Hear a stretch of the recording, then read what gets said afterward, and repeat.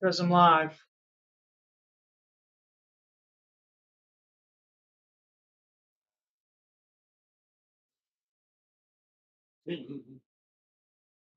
Videos.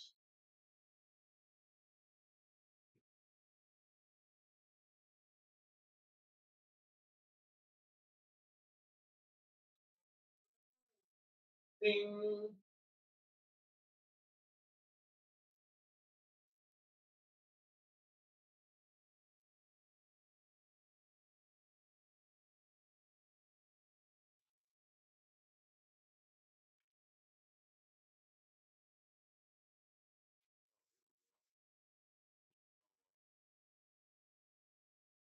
Oh yeah, I got it.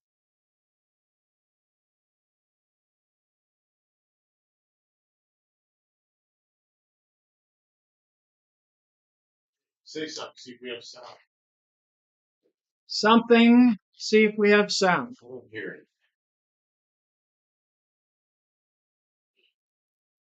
Oh, say it again.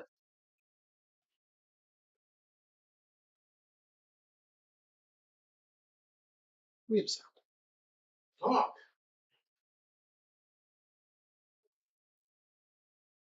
We have sound. Okay, turn that thing off. It's eating up our band. Hello, everyone.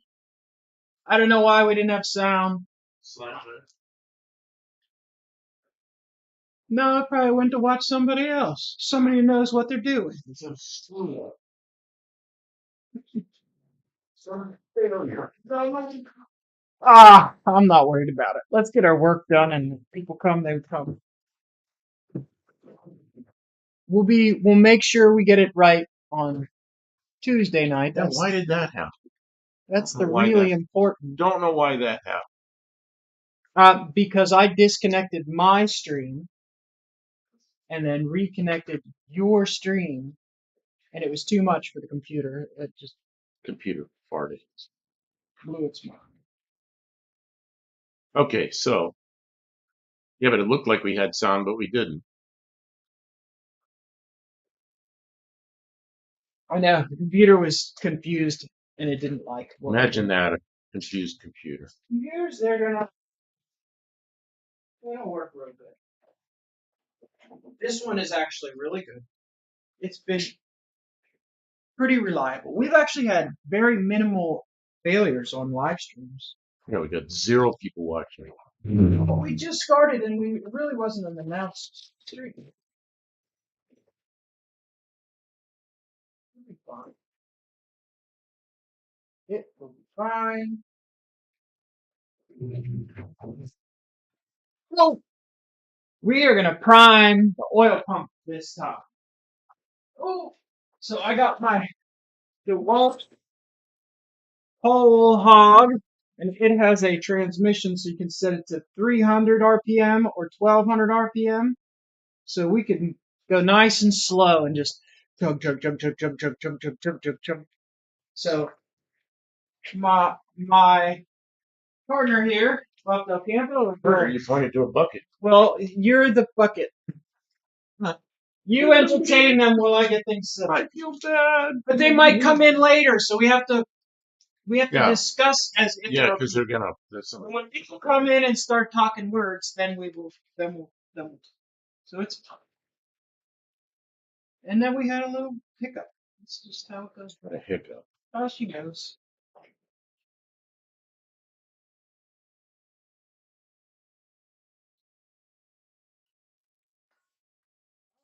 All right, I've been working on this stupid car all day. Yeah, I was wondering how much longer you're gonna put this for.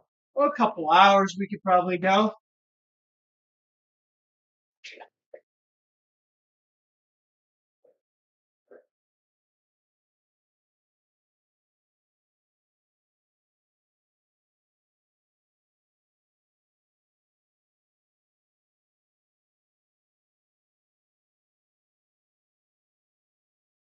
This is a work stream, so yeah, people stop in and say hello, but they've got to support their other streams. This is prime time.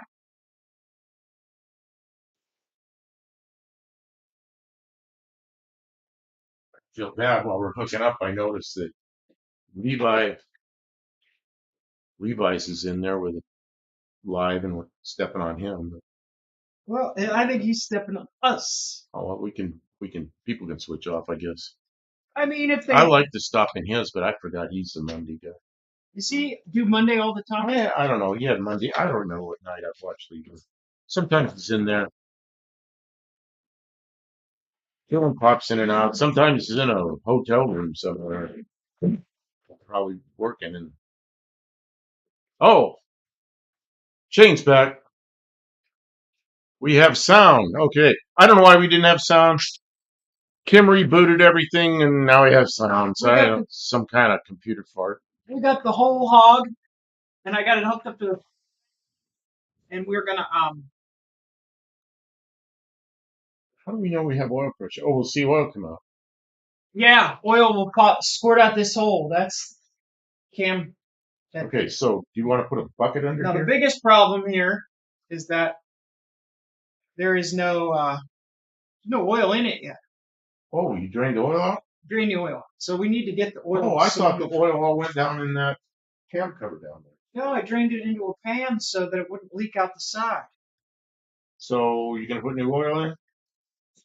I'm gonna put the new oil back in. Oh, what is that? Looks nasty. This is old oil. Oh, This I is guess just it is nasty. this is just the catch can. Oh, you don't have to show everybody old oil. Everybody knows what old oil. Do they? I don't know. At least there's no chips. Did you ever take a look at the rear end that I built from the Crossfire to put in the Dart, the independent rear suspension? What's his name again? My brain is just You got brain dead stuff? It yeah. would be Shane. Shane. What are we doing? Okay. This is the engine for a Subaru, and I didn't pre-lube the cam adequately, and so the stupid it seized and grenaded the cam gear. So we took it back apart. I took the cam back out. I repolished the journals on the cams and on this bad cam, pre-lubed it appropriately and put it back together. Now I'm gonna put that whole hog on the engine and spin the engine until it's got oil pressure, which will be evident by the oil squirting out the sides. And then we know we have lubrication before I even bother to stick it back in the car, because this whole taking the engine in and out of the car is kind of This was a for the birds. kind of a Frankenstein engine made of a bunch of different engines. And I messed up. Installed it. I kind of helped her by I was running the engine hoist and helping a little bit and her tools. But it started and ran so nicely. And the next day she came up here and started up and it seized and it broke the whatever you call a sprocket that the timing belt runs on. It snapped that. I was surprised the cam belt didn't shear the little nubs off the cam belt. It made kind of a little mess out of it. It broke the what do you call that thing? A sprocket? So yeah. So here we are, engine back out again. Got everything turning, got everything lubed. But she's gonna bring the oil pressure up. Hello, Colleen. Clint Street Machine, Landon Custom Classics. Oh, we got a bunch of people coming. Oh, my Air Force. Yeah, we got 5 people now. Oh, yeah, we started this order. No, but well, see, we started it, and Shane came right in, but we didn't have any sound. So we ended the live stream, and Kim rebooted the computer, and magically have sound now. So I don't know what that was all about. Yeah, it was a computer fart. Imagine that. Computer has some kind of thing. So there was a 0 where there was supposed to be a 1 or something. Yeah, binary. Binary failure. Ah, hello, my Air Force brother. Yeah, you're I forget what you did in the Air Force. Oh, you were a what do they call it? No, now I can't remember anything. Aerial port guy. Aerial port squadron. I mean, I was at Travis Air Force Base, and the aerial port was way up the other end of the base from where I was, so I knew where it was, but mostly I worked on engines. Well, that's what I did. I worked on engines. POL. POL. Man, I don't know what that stands for. We call those guys aerial ports, but I don't know what POL is. POL. So we're gonna get oil pressure. Kim's gonna get oil pressure on her Subaru. What is that noise? I'm making a funnel because it's Oh, you need a little tiny funnel. Where's all the little tiny funnels? I've got little funnels. I don't know where they I are. don't know. My brain isn't working because I've been out here for too She's many been out hours. here too many hours. Well, we did a live on her channel for like 3 or 4 hours, and now we're doing a live on my channel for a couple more maybe. Well, we went and got Brown refueler, petroleum oil and lubricants. Oh, okay, you weren't aerial port. You were something else. Oh man, I work mostly in shop. When I was at Hickam, I was TDY at Hickam numerous times, and TDY up in Elmendorf in Alaska, and I worked a flight line up there and did engine runs and stuff. That was kind of fun, but most of the time I was at Travis Air Force Base working in shop, rebuilding GF-33s, and then working many years doing the APUs for C5, C-141s, and ground power units. I ended up running that shop for a couple of years, and then I got out, drove the big green fuel trucks. Oh, you know what we used to have when I was in Alaska? We refueled a lot of C-141s that came through because it was a Alaska Air Command base, but there was a small detachment. Oh, you were at Eielson. I never got up that far north. Must have been cold. That's 400 miles north of where I was. Uh, so it was MAC then, Military Airlift Command, which is now they changed it to something else.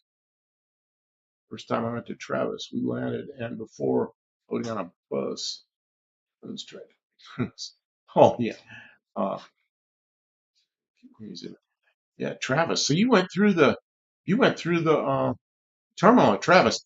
This is how bored I was. I used to go to the terminal and just hang out because people come through, from all the overseas bases, and then I'd see people I knew, minus 80. Man, that was TDY in Alaska, so I was there in the summertime. It was pretty good weather. It was just cloudy and 60, 65 degrees daytime, 50 at night. What a bad. But they used to drag a trailer out there, and the fuel came from the ground from some kind of thing. I forget what that thing was called. It attached to the ground, and it was like filters and stuff. And then you went to the single point refueling on the airplane. And I was usually up on the engineers panel, uh, making sure the fuel ended up in the right tanks. Getting the fuel load right. Oh, you already have. Where did this oil come from? You're doing that? Yeah. Okay, I mean, you didn't put oil up there. That's just from turning it. No, that's okay. Yeah, I wasn't paying attention. I was looking at this. This is just a drip pan that already has some oil. Where's this coming from? I had scooped and I was pouring oil in there since that's where the oil goes. Yeah, okay. About I wasn't paying attention. I can try to get it in the pan and some of it comes out, but I'm ready to spin this. Silbert Field 4. I don't even know where that is. Wow. I don't know this to spin. See if we could do it. Who thinks this will work? So fix the fuel. Fix the oil up from. I'm mixed up, Kim. I'm sorry. I'm not paying attention. I'm talking about jet engines and nonsense. You're like, Yeah, but I'm not. I don't know what I don't you understand. just want to get some oil in the oil pan. comes from down below, right? Yeah. Okay. I was confused by that. You can. Probably a Type 1 hydrant system. Mountain Home still has one that's in use. They don't use them anymore. Huh, didn't know that. Fox can fix it garage. Pike's only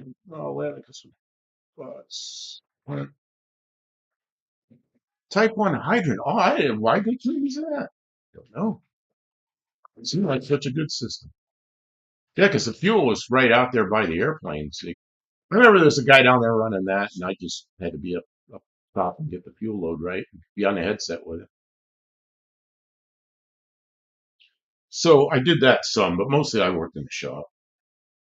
And then when I was TDY, we worked. All we did was just clear right. I think if something was a red X, we'd clear it. If it wasn't, they'd usually want to go with as long as it wasn't a red X, they'd fly.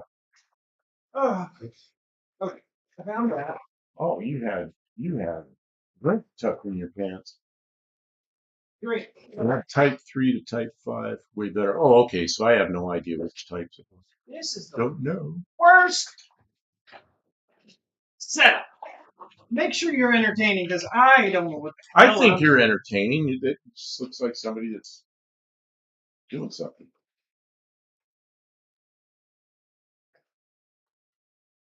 Now I'm going to be watching for oil. Okay. Should Yeah. I stand out of the way? No, I shouldn't shoot this far out. It should. It will. It is. Should. Shoosh. Wait a minute. Can I take this off my seat? Yeah. You got my seat. You always put stuff on my. I have a bucket. It's a seat. Subaru. Still like to eat head gaskets. Yes, this one ate head gaskets. We fixed it.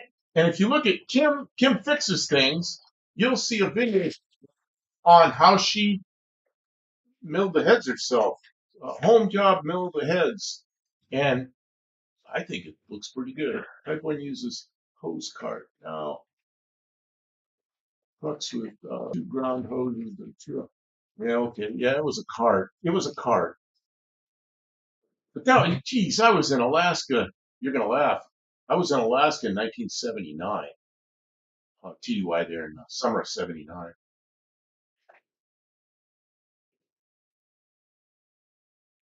You know what did happen there?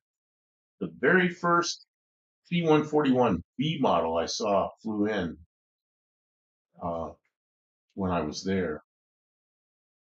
And I look at everything like on Wikipedia, it says they started doing the B model 141s, the stretch 141s after that. But I clearly remember being there and being in one, and it had the air refueling stuff on there, and may have been the first one. I don't know, but I know I was in a B model in July and August of '79. That might be classified. No, those airplanes. You know where those airplanes are? Well, everybody knows they converted them, and they're either broken up or they're in the boneyard in Tucson.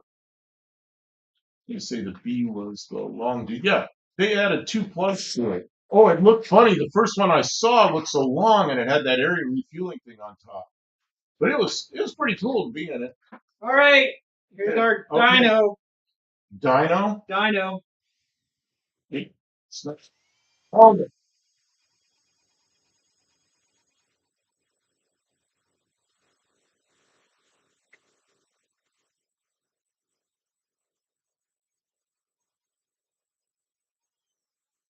nothing. Maybe Okay. it needs more oil. Are we going the right direction? That's a good question. I would think it goes the other way because, wait a minute, let's see. The timing marks come up from this direction, So it goes that direction. surely does. Sorry about the noise, everybody. Turn it that way. Yes, it would tighten the bolt. You're right. Okay. I grew up outside Wright-Patterson Air Force Base. Had the one. It had the 141s at the time. Wright-Patterson. That's where the museum is, isn't it? Town project for a new C-130 gunship. Oh yes. Yeah, there was a C-130A, which is a gunship, and then later there was another one, and I don't remember what that was, but I knew about it.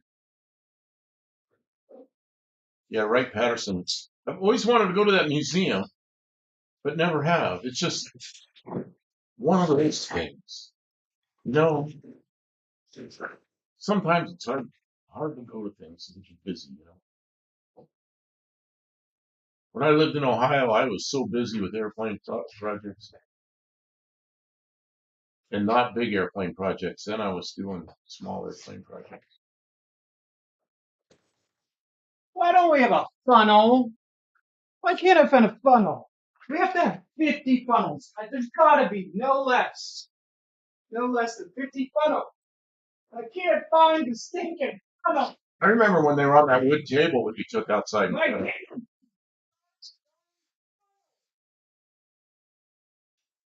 You're joking.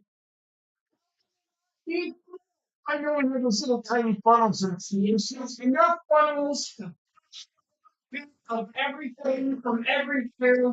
just gonna have a funnels are for whiners.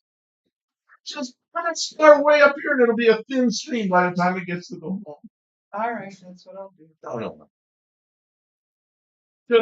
Just, you found them. Found funnels. Oh, yeah. You know where they are? They're in the front box. They're in the funnel box. That's exactly where they were. That's the one I was thinking about. Oh, a funnel and a funnel now. Now, You want another bigger funnel? multi-funnel. Three funnels? We have a multi-funnel thing going on now. Oh, Now we're on top of it. Now we're funneled. okay. So my job is going to be. Hey, Dougster, welcome to the chat. The Dougster's here. Subaru is Japanese for lost funnel. Okay. I hope there's no crap in there. Oh, Kim. What? This is messy. You're pouring some on the floor. Not what I was trying to do. No, I know. And I know it's clean oil. Because I can see it on the floor. It's clean. Yeah, well, that's purity testing. When you pour it on the concrete, it looks clean. That acetone jug right there. Where's the acetone jug? Oh no, we have funnels now. We have a little tiny funnel with a bigger funnel and a little tiny funnel. Well, the thing is, the hole is small. Where's the acetone jug? Oh, the yellow one up there. I was thinking where you could look yellow.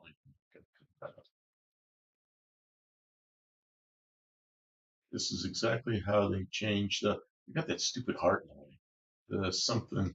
I hate that heart. I hate that heart. You have to And go. we didn't take it away. Yeah, it's a big old complex thing to get rid of that heart too. I hate that heart. Everybody hates that heart. Why did they put something there? Everybody and you hates can't change it by default. It has to be there until it's not. Don't lift that funnel at all. It'll go everywhere.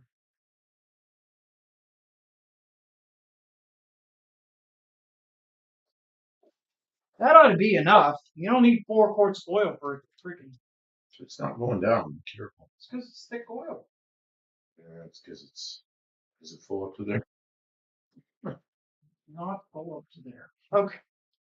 Now let's give it the beans again. Oh, that's exactly. I can see kind of through the heart a little. It's exactly how they change oil in jet engines. That would figure. All right, hold your ears. Oh, we're gonna make noise. What the heck? Did I break this? Yep. You broke it. What broke? The extension broke? Extension broke. Are you kidding me? I'm trying to use the wrong.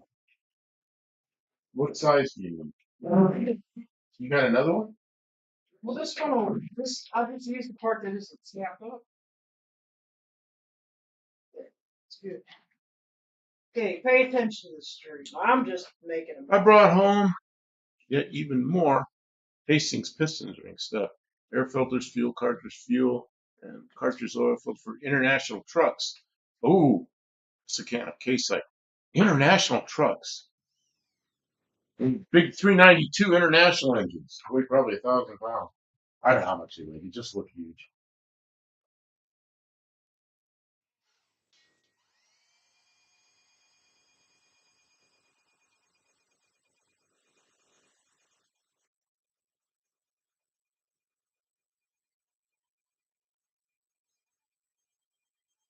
Oil. You get it? I'll tell you where it's coming out. Coming out. Look where it's coming out, so you know what's going on. Okay. We have oil. It's coming out here. And then it looked like here, but that may have been what run down. Coming out that hole right there. Why is there oil coming out there?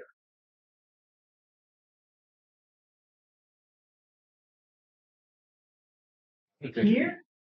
Here, let me turn it. Oh, don't tell me that's a big monster tool. I'm a big monster. Mm. Okay, hold on. Why doesn't it go? You gotta really push that trigger. Oh shit, you're right.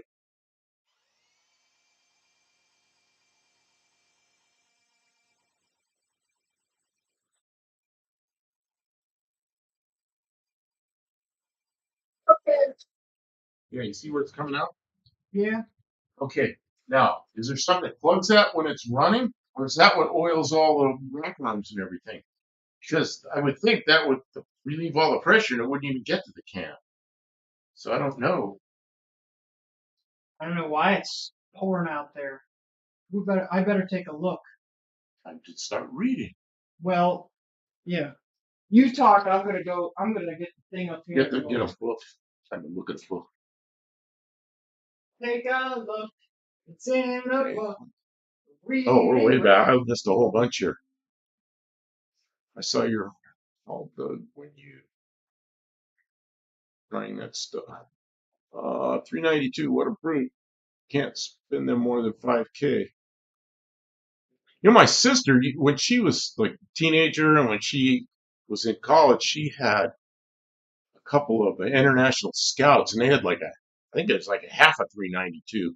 It's like a little slant four cylinder thing. Clint did it today. What stuff?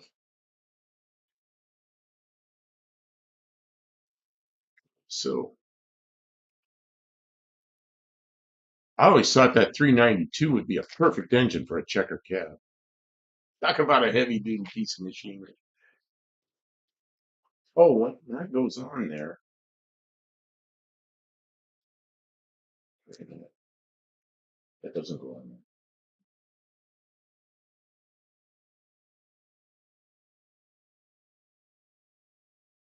When that cover goes on there, does it?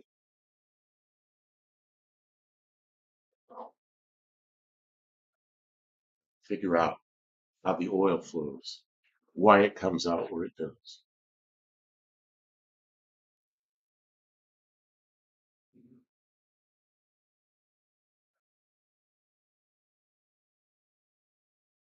This is why we should be building small block Chevys and wide block Fords and FE Fords. Because I know where the oil goes. Never seen the Scout four cylinder, but that's listed on the filter box for interchange. Yeah, she had a Scout that she was a ag kind of person.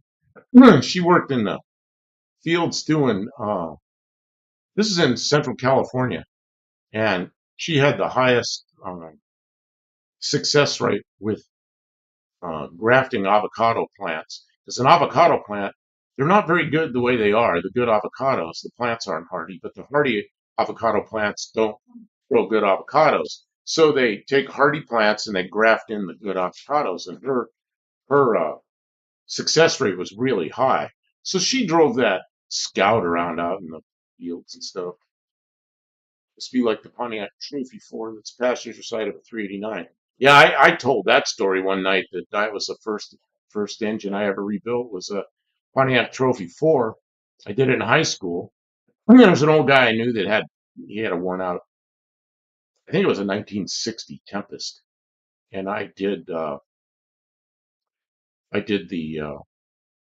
it rings and did my first valve job, and it was like a half of a 389. Got a good grade on it. It ran good afterwards. That's a good idea, Buff. Which was the idea? Which is the idea? I don't know. Oh, looking in the book? Or yeah, or rebuilding Chevys and Y block Fords and FE Fords, because that's what I know how to build. Oh, and 351 Windsors and What else? 302 Fords, 289s. That's what I have all my experience with way back in the day. And then jet engines, then airframes, built airplanes, bought engines. Almost never built one. Guess I built a couple of 360 airplane engines. Talk about an expensive thing. Go 360, that's 360 cubic inch, 4-cylinder. That's a big bang. Man, big pistons. 30. The last two of those I did was probably in 99 and 2000. So that's a while ago. We had $30,000 in each of those engines, and they were rebuilds. A lot of used parts. 30 grand just in a stock engine. Man, what you see? This oil port, I think it blew out like a cap. Well, maybe you need to look at another head. Another one? We have another head that's apart. Well, that one will have to come apart. I thought you had other heads that were apart.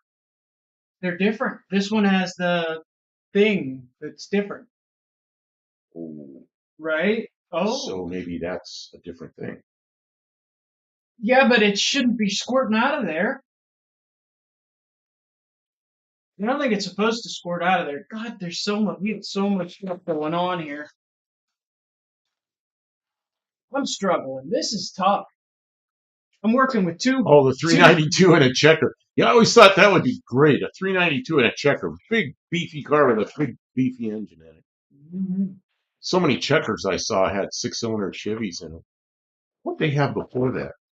6-cylinder, like a Continental engine or something? I don't know what that. I remember them. I was out on the West Coast, so it wasn't like New York City where there were checker cabs everywhere. And the local cab company got one checker. And one day, I don't know, one pulled in our driveway to turn around or something while he was sitting there.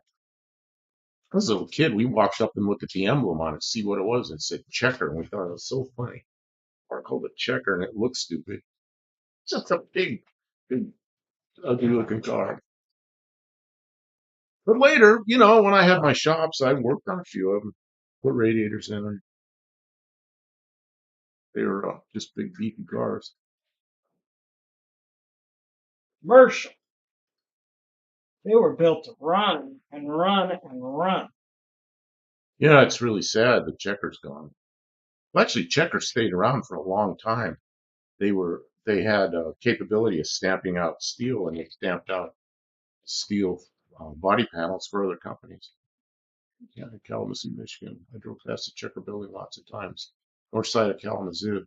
Well, and they stayed in business for a while, stamping out steel for other companies, but they're gone now. That whole thing is interesting. You ever read the history of Checker? Some guy started it, and he borrowed money, and he was going broke, and the people he borrowed the money from, the guy he borrowed the money from, was a Russian immigrant. The Russian immigrant got to go help his wife. Okay, Clint. See you later. So, so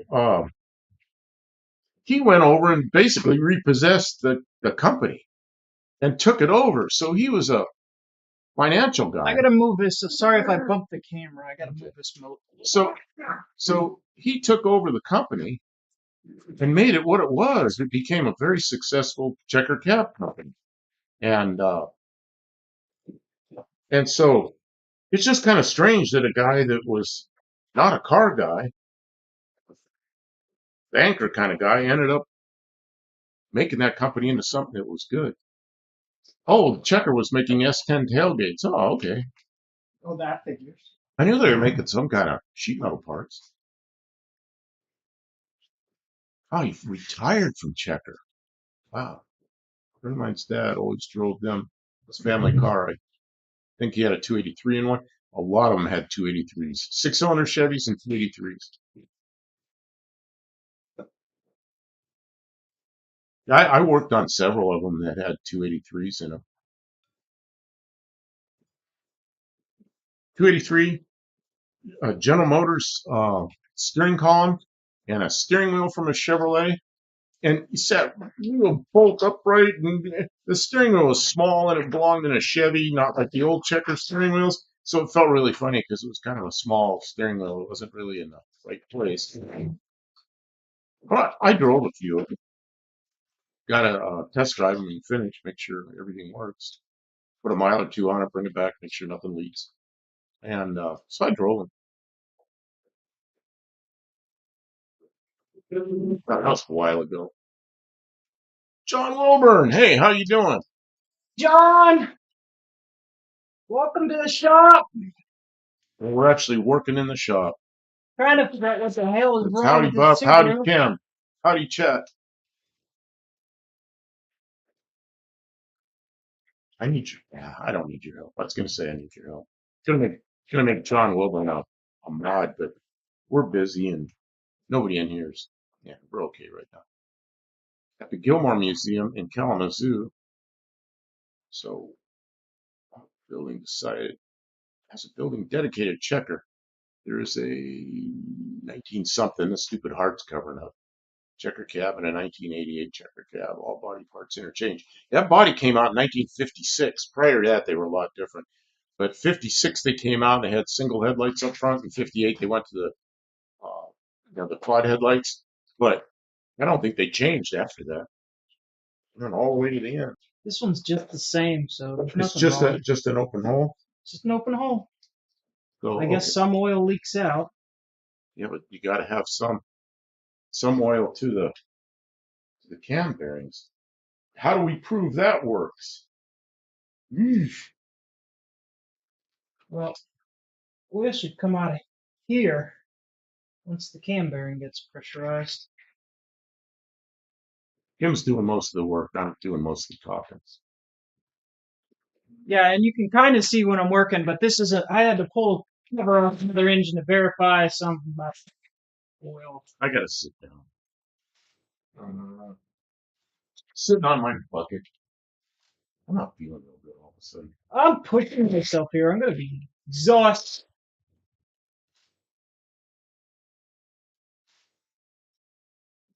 There are 20 cabs there, and the headlights are record glass paint. They're almost hourglass shaped. Beautiful, huh? Man, I've seen pictures of all the checkers from the 40s and early 50s. There are none out there. I've never seen one in person. Like they all just disappeared. 56 and later, they're everywhere. I want to stick something in there to restrict flow. I always have these stupid ideas with cars. Should I give them a stupid idea? Man, everybody will leave after they hear this. One of these cut apart car things because I like to finish stuff up. Mm-hmm. You know, 56 Fords and 55, 6, and 7 Fords, they kind of look like the 55, 6, and 7 Thunderbirds. But it's a little tiny car. I kind of wanted to do that with a checker. And I actually had a friend of mine believing, I told him, those little checkers that look like a 56 Thunderbird. They look like a little checker like that. I had him believe in this. And then we figured out I was stretching him. Oh crap! What crap? There's no Man! There's no 2-seat checkers that look like 56 Thunderbirds. That look like checkers. Oh God! I had him believe in that. Checker marathon drag. Believe you were out of your mind. A checker marathon drag. A checker marathon drag car. You can probably put 3 or 4 engines in that thing. Put at least 2 in it. Or at least put a big block Chevy in it instead of a small block Chevy. Well, that'd look funny. Checker cab doing a big burnout. Well, the thing that we know for sure is that the oil pump is pumping. Oh, it's pumping oil, all right. And the other thing is it took a minute. I could feel the difference. I could hear it in the way it was rotating when it started to pick up. You could feel the pressure of the oil pumping. Yep. Yeah. Dean Stevenson. Hey, Dean, you missed it, but she was cranking it with that big, giant drill thing she's got, and we got oil pressure. Got oil. Coming out the top end here. Making it big. Yep. This summer, I would do a whole day at Fillmore Museum, also the Ransom E. Olds Museum, Lansing, Michigan. I worked in Geneva, Ohio for a long time, like 15 years. In Geneva, Ohio is where Ransom E. Olds was born. And currently, his old house that he was born in is the Napa store. So every time you go in the Napa store, you're in the building where Ransom E. Olds was born. Kind of crazy. Uh, I don't know if that's a tribute or not. well, Turn your old house into a nap. it's still there, and it's a piece of history. Ransom E. Olds. And then there was a group REO Speedwagon, which was a Ransom E. Olds Speedwagon. Take it. That's a cool name, Speedwagon. Drugster. What do you see? Timborghini. That's Fat Brett. Clint left, but he's back. Clint, say hi to your wife. You guys treated us real well at No Name Nationals. We sat there under your shade with you on your chairs. Pretty good. Had a good time there.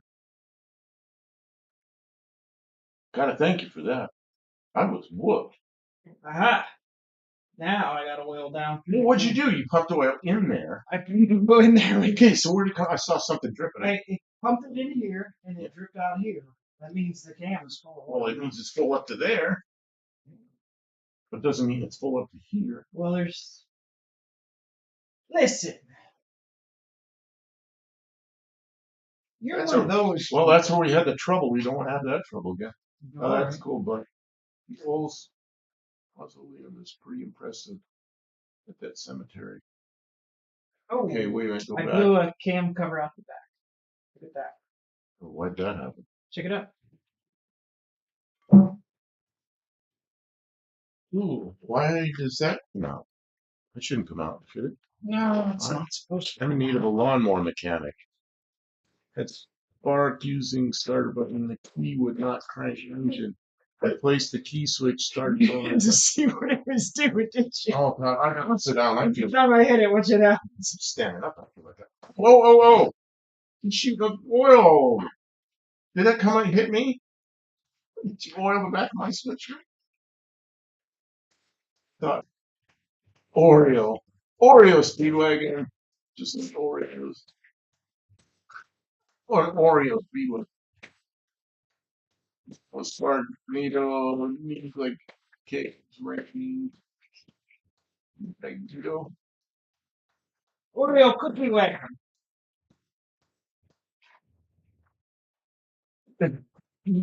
My wife, she's the best, but I might be biased, but still. Well, it's interesting, how you two met. It was fun. We sat there, you told the set story, and we were sitting there, not for hours at your shade there at No Name Nationals, right by yeah, we could see everything. It was great. Good We place. had a great time. We had a good time. I can't say enough good things about it. Better hide the beer. Hide the beer. Anybody who can get there. Go. Colleen, was it you that gave me the beer at the first annual No Name Nationals? The no alcohol beer? It was zero. Something zero. Zero? Oh, it was Bud Zero. And I actually keep a little of that around because I had beer, but I still don't drink much of it. I drink one of them every couple of months. Because it still has carbs in it. I got to pay attention. Yes, it was you. Yeah, you got me started on that. Well, I'm glad you gave me that. I didn't walk around at No Name Naturals because the thing about Bud Zero is the can looks just like a Bud Light or something. People think I'm walking around there in the morning drinking beer, getting drunk or something. But so I drank one, got rid of the can, and then when I got home, I bought some. And when I went over to my son's house. We went over there 2 weeks ago, and Might be 3 already. might be 3 weeks ago, and he had some there for me because he knows that I like beer. So I was sitting there drinking Bud Zero at my son's house. Colleen gives the quiet guys the beer. Oh, I was so surprised. And then I'm walking around with a beer can. I just thought it looked bad, but I liked it. I'm glad it happened. Today, already had dinner. The beer is actually same. So we're on introduction to Kim. Rolls in the gate at No Name Nationals. Does a burnout at the contestants. Oh, you did that? That's where the park. I got there after that. So that's where I met. I met Kim like a couple hours after that because I came in and I said, "Is Kim here?" Oh yeah. I was so glad I made it all that way without any kind of mechanical problems. So I did a burnout. I figured if I'm going to break down, this is great. I made it. I can't believe you did a burnout at the gate. I need a little one tire prior. One tire prior. Oh God. Fun interdiction. And then he says, he goes, "Yeah, see your van up there?" So I looked like way up there and it's, "Oh yeah, there's your van." So I walked up there and introduced myself and like she and I've been hanging around together since then. Oh man. He told me I could come down here and work instead of Pittsburgh. Who else watching? Oh, Thanks everybody for there's stopping 12, in. 12 people in here. Oh, it's the usual crowd plus a few. John Wilburn's here. Flint Street Machines. Colleen Thibault, Danny Boyd, Dean Stevenson. Well, Can't believe I blew that crap out of there. why did that? Well, what keeps it in there when the engine's running? Pressure. I didn't. Ooh, that, yeah, what if that comes out while you're driving? Well, it shouldn't. It shouldn't come out when you're turning the oil pump. I know. It wasn't tight enough. I don't trust that. Fire. Michael Jackson. Fire. Michael Jackson. Oh man. I remember the day he died. Really? I was in I was in a doctor's office and they had TV on and that came on. And you know who died the same day? No. Who was the hot blonde from? Anna Nicole Smith? No, who were the three police officers that were women on some TV show? And no, here's an old man's Eight. I don't know. Like I wasn't. I was 80s. older than that.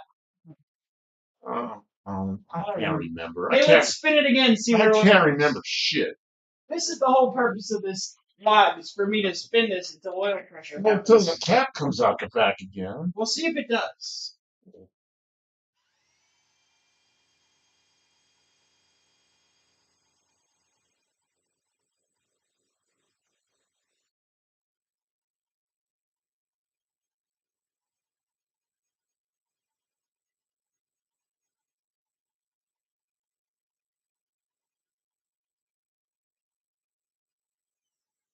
No oil.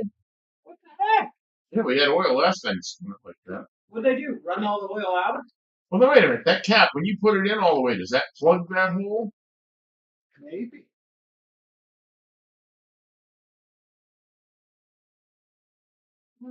I think we need to look at another head. Farrah Fawcett. Yep, Farrah Fawcett. Yeah, Charlie's Angels. Yeah, Farrah Fawcett died the same day. I remember sitting there in the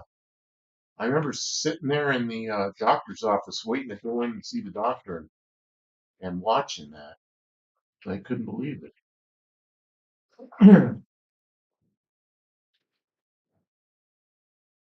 Yeah, Michael Jackson's 4 years younger than me, so that was oh man. Wait, Michael Jackson's only 4 years younger than you? Yeah, he's born in '58. I was born in '54. Me. Why does this not seem to line up? I guess once you die, you stop getting older. Hey, that's how I arrest the age problem. No. Die. Get old. Get old. You get old. You gotta pull the spark plug and spin that baby over with the starter. Oh, yeah, but we gotta put it in the car to do that. Charlie's Angels, denting Ford hoods. The one I liked was Starsky and Hutch. They jump over the top of the hood to get in the car, like that was a shortcut. So then I had a friend, Jack. So Jack and I are running around about the same time, and he had a Duster. Oh, this is great.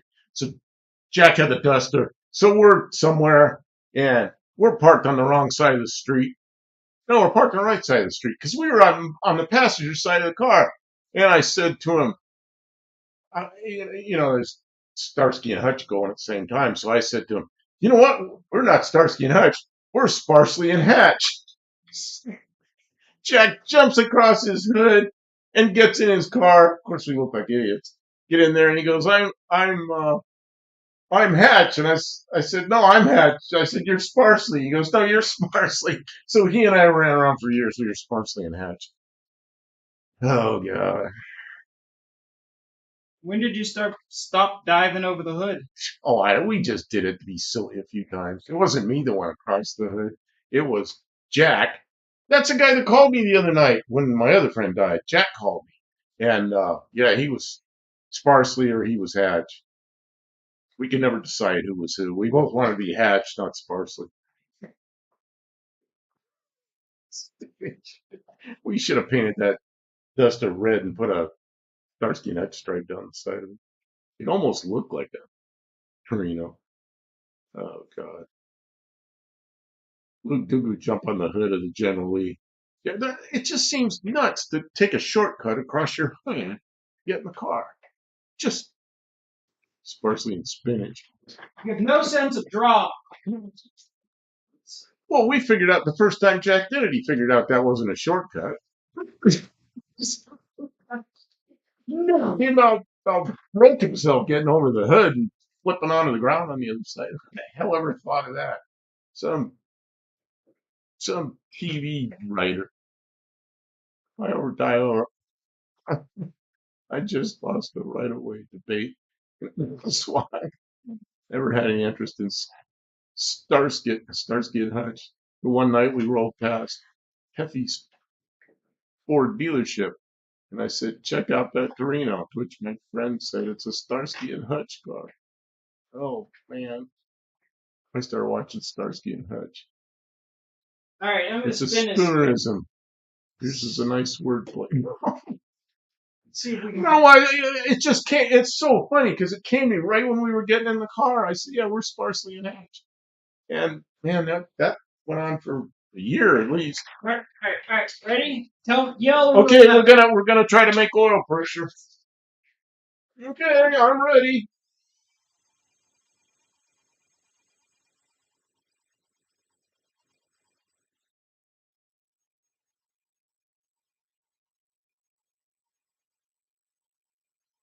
Oh, oil.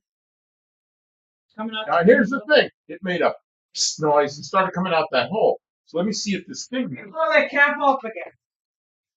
I don't know. It didn't come way out, but it made a big hiss noise, and then it came out here. Out here. Came out that same hole, but it made a big noise, and then it started coming out that hole. Okay, good. Ah, Good. Now we got oil coming up. coming around my right for years that was reverse Starsky and Hutch. Why do I have oil? Does that mean it drives backwards, or does that mean it was white with a red stripe? 6T and clutch. I figured my '68 Cougar would stand up to me going over the hood like that, but I still never tried it. Yeah, that Cougar has like a thing up the middle of the hood that might cave in, kink it, and then you ruined the hood. There's a drop dead gorgeous black Torino comes to the local cruise in. Overhead cam engines are squirters. Oh, I got oil over here too. so it must be right. How's the cap on that side? Is it in all the way? The cap? That thing, whatever that thing is in the back that you had to hammer back in. Yeah, it's fine over here. So what happened on this one? It probably wasn't in all the way. I didn't have it Okay. really So torqued down. It was an error.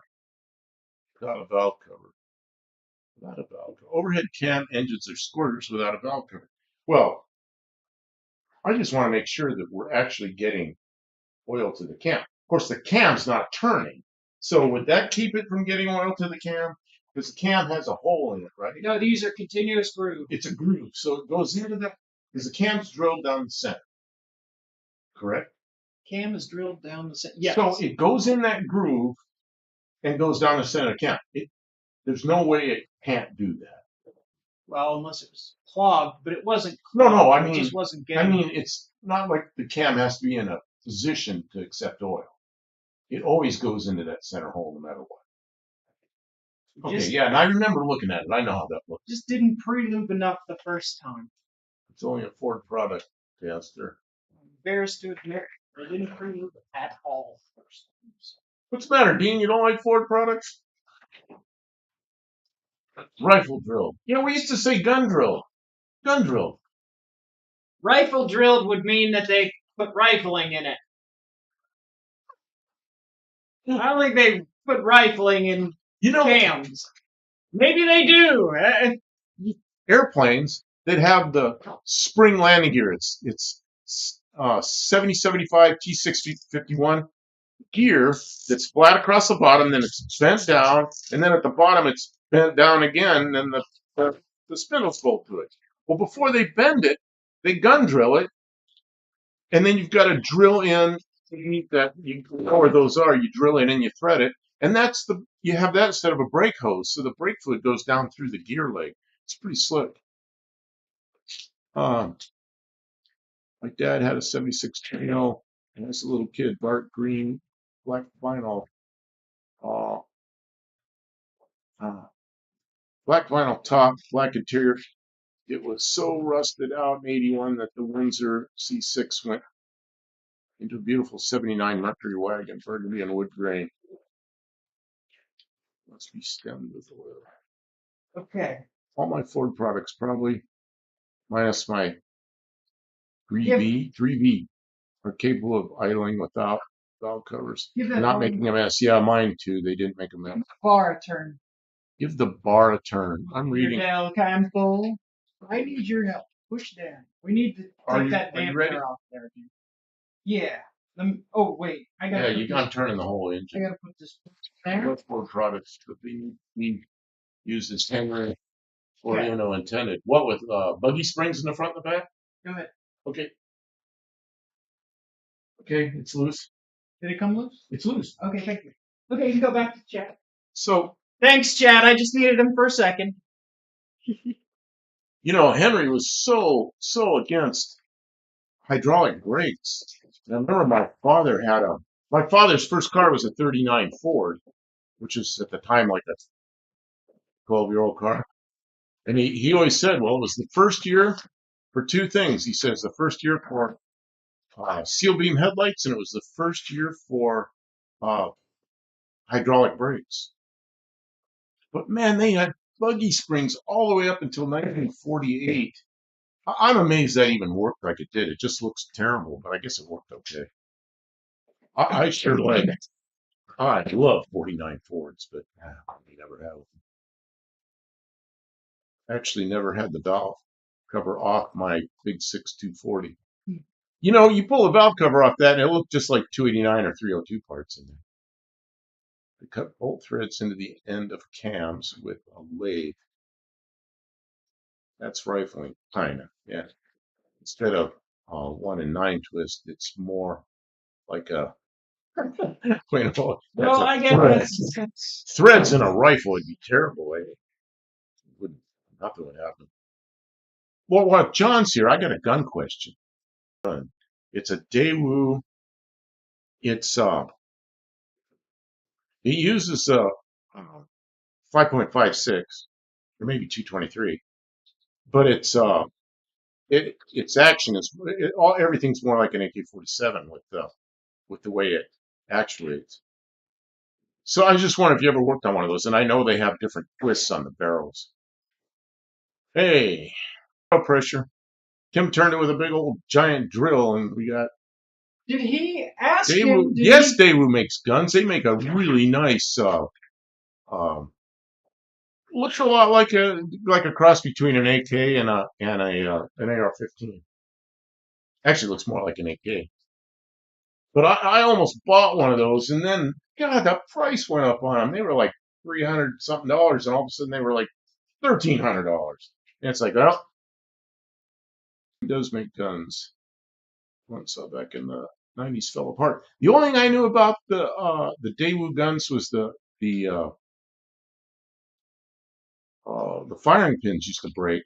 But there was a guy with a machine shop that was making firing pins that didn't break. So I need to fix that. Over the hood of that Model T. A man who left very comfortable retirement making rifle barrels for muzzle loaders. His grandson cut the rifling by hand with a special built wood machine. Wow. Wow. I never really understood how they cut rifling. I guess I don't know. It's like Like a, it's a lathe. I thought it was like a thing they dragged through there. What do they call those things? It's like what you cut a square hole with. I can't think of the name of that tool. I guess it probably doing that. Yeah. I wore my no name national shirt today. I started sweating while I screwed pieces of sheet metal to the house to deter the squirrels. Yeah, I had squirrels in the attic one time when I lived in South Dakota. That was a mess. Um, Brooch. That's what I could think of. Brooch. That's what I thought it was. Pull the brooch through the barrel. That's kind of what I thought, but I'm not sure. I wasn't sure. I wasn't sure how you control the number of degrees it turns per inch or foot or whatever it is. That depends on the machine, obviously. Yeah, but I know those Daewoo rifles had different. There was like 9-1, 11-1. So there were different twists you could get. And I remember, so I used to be on a Daewoo. They had those Yahoo groups. I was on the Daewoo Yahoo group, and a lot of people on there. Daewoo also made 1980 Pontiac. Oh, that thing. Daewoo cars. Yeah, those were. They make a car called a Lanos. Yeah. I like Daewoo cars. You can find ones that are a couple years old. They're like $100. What do you want them? Yeah, they got some really bad reputation. Some rifling is cut with a brooch, but others, like a Glock, are whole forged. Huh. My grandma wore a brooch. Probably a different kind of brooch. Yeah, you're right, Buff. You cut one groove, 10 strokes, then shim cigarette paper, then another. The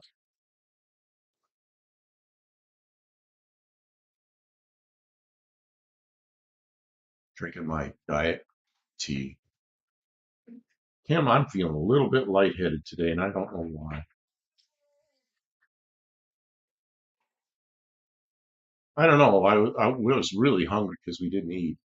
We went and ate, and now I thought you'd perk up. I felt better, but I'm still feeling a little bit. I don't know. Left hand's a little shaky. Old people problems. Yeah, old people problems. Don't be old. This is the internet. So what you doing over there? I'm starting to put things back together now. 5.56 isn't in an 8K weird, but whatever. Most guys go with the 5.45 Kami round.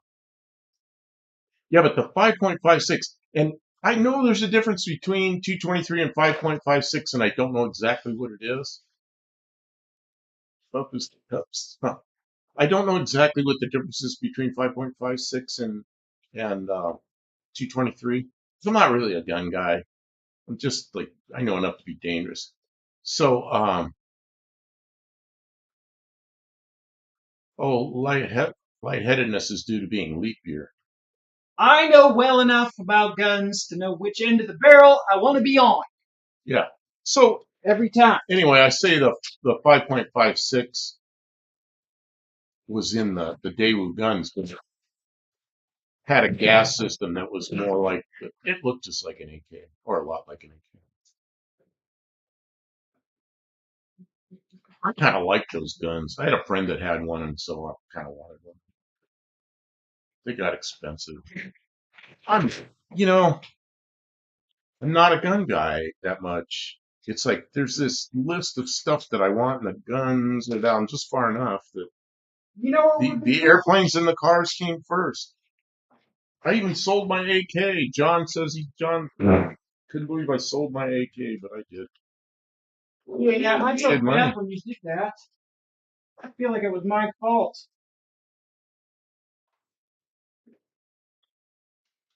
Just case specs. Only internet gun spec checkers think it's important. Okay, so a 223 and a 5.56, are they interchangeable? I didn't know if they were exactly interchangeable. I know someone who bought one new. First heard of Daewoo. A few years later, I went to Circuit City to buy their on sale. Oh yeah, Daewoo made all kinds of stuff. 20-inch TVs. The sales guy tried to bait and switch me to a Daewoo an RCA, and he tried to switch it to a Daewoo. Told him about Le Mans and left with the RCA. Daewoo, what else did they make? They made some other car. They made some other car that had American name on it. I know Pontiac. No, Hello? but I like the rifle. I know this. I know the firing pin's broke, and somebody made new ones that didn't break. But yeah, once you get through that, I guess you're okay. If your gun is marked and chambered in 5.56, it's rated for either. Biggest thing that does matter is if you run the crap out of your rifle and get it crazy hot, the 5.56 crimp primer. I think it's primer. Yeah, primer is a plus. Twisted Mopar Garage. Hello, everyone. What's going on here? Well, there was an error in the Subaru engine that got the cam seized up. Tim pulled it all apart, fixed it, got it all back together. We just ran the, bringing everybody up to date. Yep. She ran the engine on the stand, turned the crank, not everything else, with the, With a big drill. with a drill. And we have oil pressure. We have oil up to the top, so we know we're good. Or we think we're good.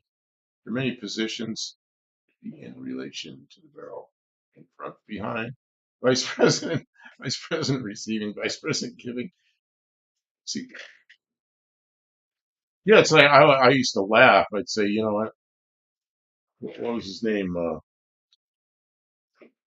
The vice president. Why can't I think of his name? I don't know, because he's more I always funny. said he was my hero because he shot an attorney. I mean, that's not funny. I probably think too much or not enough. Dick Cheney. Dick Cheney shot an attorney. Yeah, accidental shooting. I guess it's not so funny when anybody else. It's less funny if you're a guy that might Fire accidentally hit someone. Anybody just yeah. accidental this. It happens to a lot of guys. Well, I was working a law enforcement job for a couple of years. Dark too. When I was working law enforcement for a couple of years back in the 80s, we carried. Oh man, you're gonna laugh. We carried Smith and Wesson K-frames. Uh, Model 66. We had issued weapons. Model 66. No, Model 67 was a 38. Model 66 was a 357. So that's pretty good with a wheel gun. Damn, it was a general. No, it was he hit an attorney. Uh, the and we carried mini 14s with what we had available. We used to have a couple officers would always have one on them. Mini 14 with a folding stock and everything, so it was pretty compact. But the people didn't like that. They thought they were machine guns because they're all black. You know, like it's a machine gun. Why do you guys carry machine guns? It's not. Of course, the average person doesn't know the difference between automatic and semi-automatic.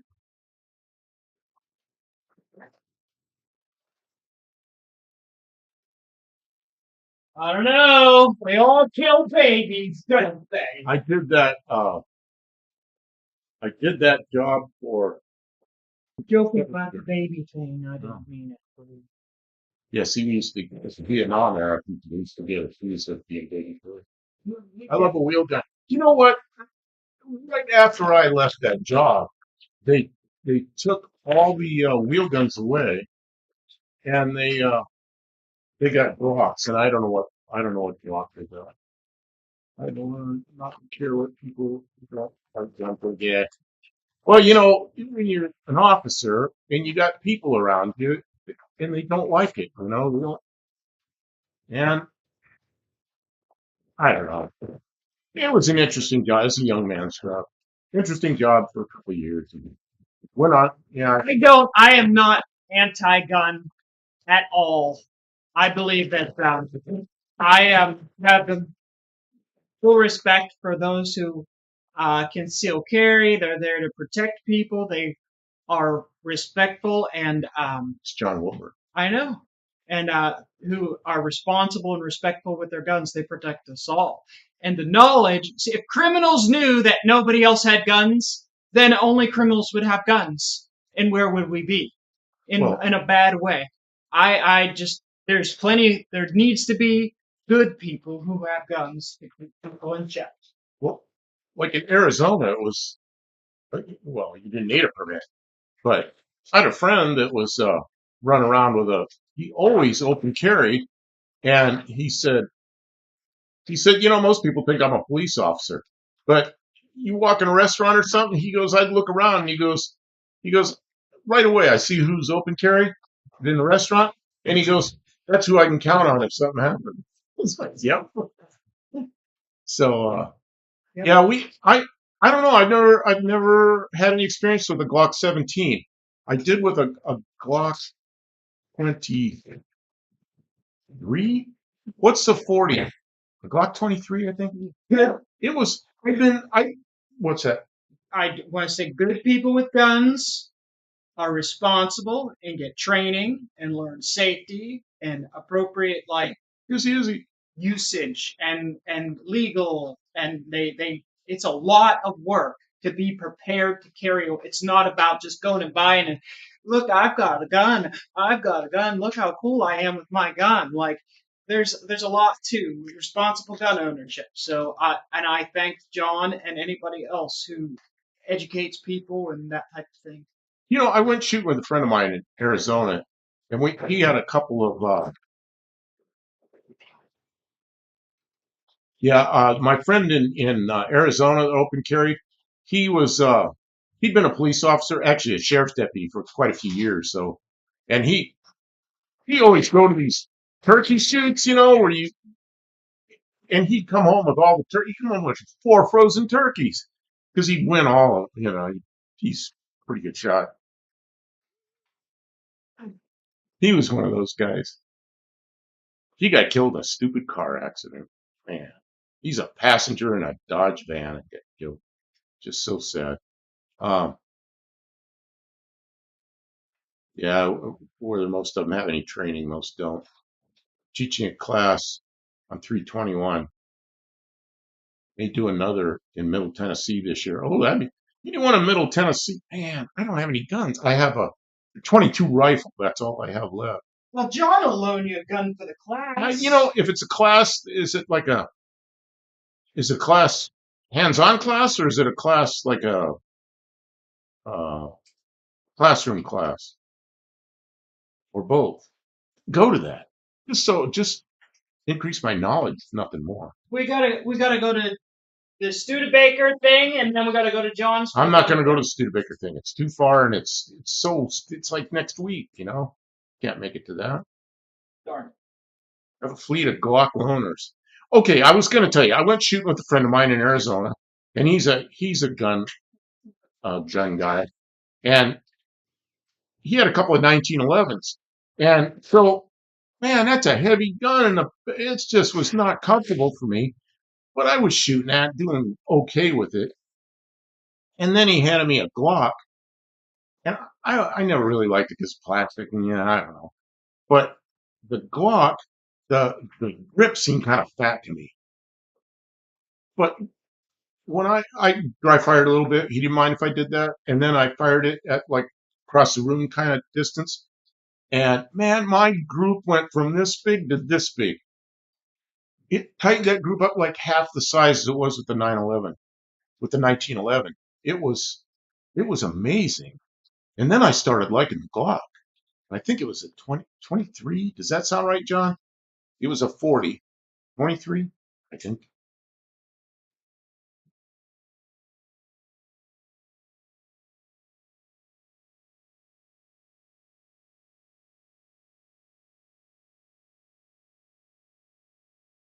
Show you the group, and then it will be just fine.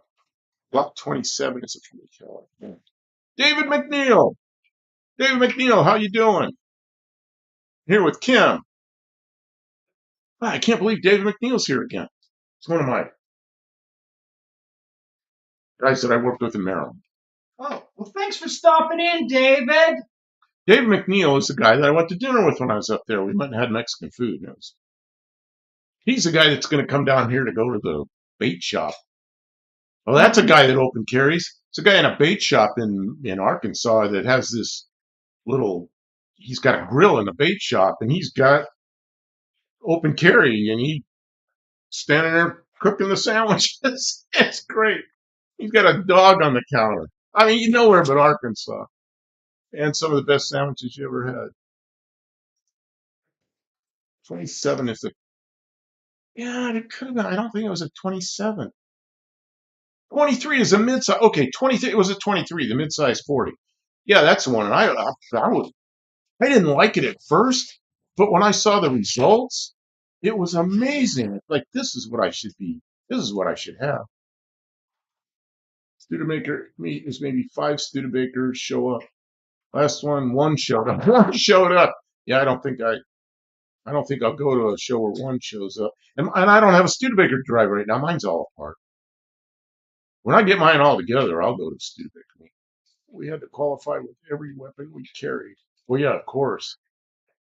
Well, yeah, we get when I where I worked, we carried the Model 67 Smith and Wesson, and we carried the Mini 14, and of course we had to qualify, not just qualify, we had monthly days at the range, and so we had to qualify for California because we're in California once a year. We had to qualify twice a year for something else, and that was an NRA course. And then the range master required a couple of days at the range every month. So, oh, and he had turn targets and all kinds of stuff. It was pretty good course that we did. Glock 9mm. Hello, Buffett, sir. Mexican Spec, how you doing? Can we get a couple of students at the weekly cruise? Last year, two hex Jeff stacked. Oh, it's one of my 357. Yeah, a friend of mine in Arizona. Yeah, I don't know what he carried. I think he was always carrying a 9mm. I think.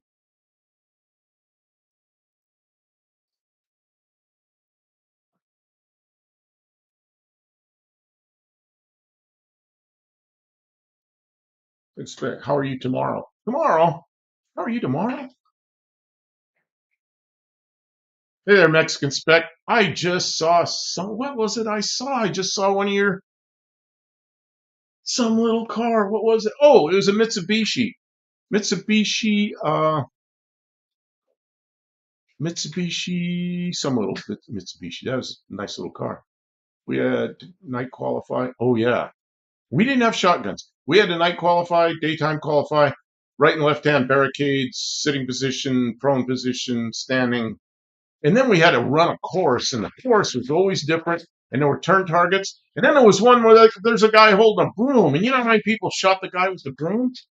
You can't do that. You fail instantly when you shoot the guy with the broom.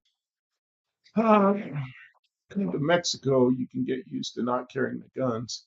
Well, yeah, but there's people. That's the thing I don't understand about Mexico. There's bad people carrying guns there, and there's good people carrying guns. I don't know. How you doing, Kim? Great, you're gonna love it. It's a little rainy here, but I'm guessing the temperature and weather in Mexico is going to be fine. Oh man, he lives in the best weather there is. But he is in New Zealand. Yes, he's in New Zealand. Mexican spec.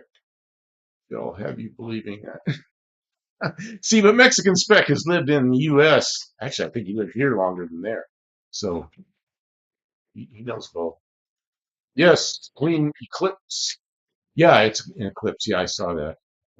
But you didn't have any pictures of the interior or anything. But it was still, it's a nice looking car. Guy has been threatening me. Ron Ward, Ron Ward. I miss somebody here. Izzy. Smith Wesson 459 next to my bed in the truck.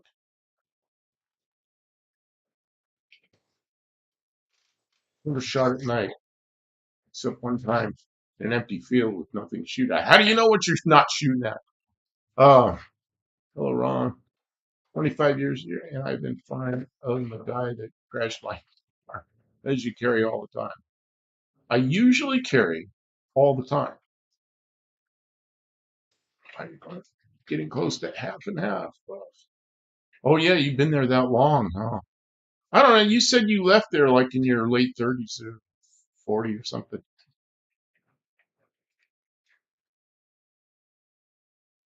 But the guy that sent me a video of the interior, as nice as the outside, they're hard to find like that of that year. I've never needed a seatbelt in my life. Oh, I have. I had a friend that had, this is like years ago, I had a friend that had a 66 Pontiac, no, Catalina. Big old Catalina had a bench seat on it. Oh, this guy is crazy. He had the glove compartment door. He had it chrome because most of the women wore short skirts then, and so it was like a mirror. That's what this guy's mentality is like. But he never wore a seatbelt, and he went flying around a left turn in front of me one time, and he slid all the way across and hit the door on the passenger side. So now he's going up the street. The car is just ballistic. Nobody in the driver's seat. Guy should have learned to wear a seatbelt.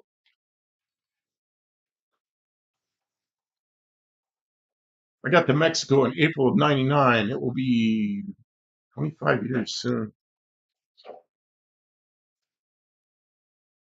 Well, Mexican spec, you lived all over the U.S. I think you were brought up in the L.A. area or maybe Orange County, and you lived in Oregon, and you lived in Las Vegas. I mean, yeah, I wish you'd come back for the no-name nationals. And I didn't wear a seatbelt. I haven't spent a second in a car without one since. Here's what happened to me with seatbelts. I was born in '54. Of course, no seatbelt.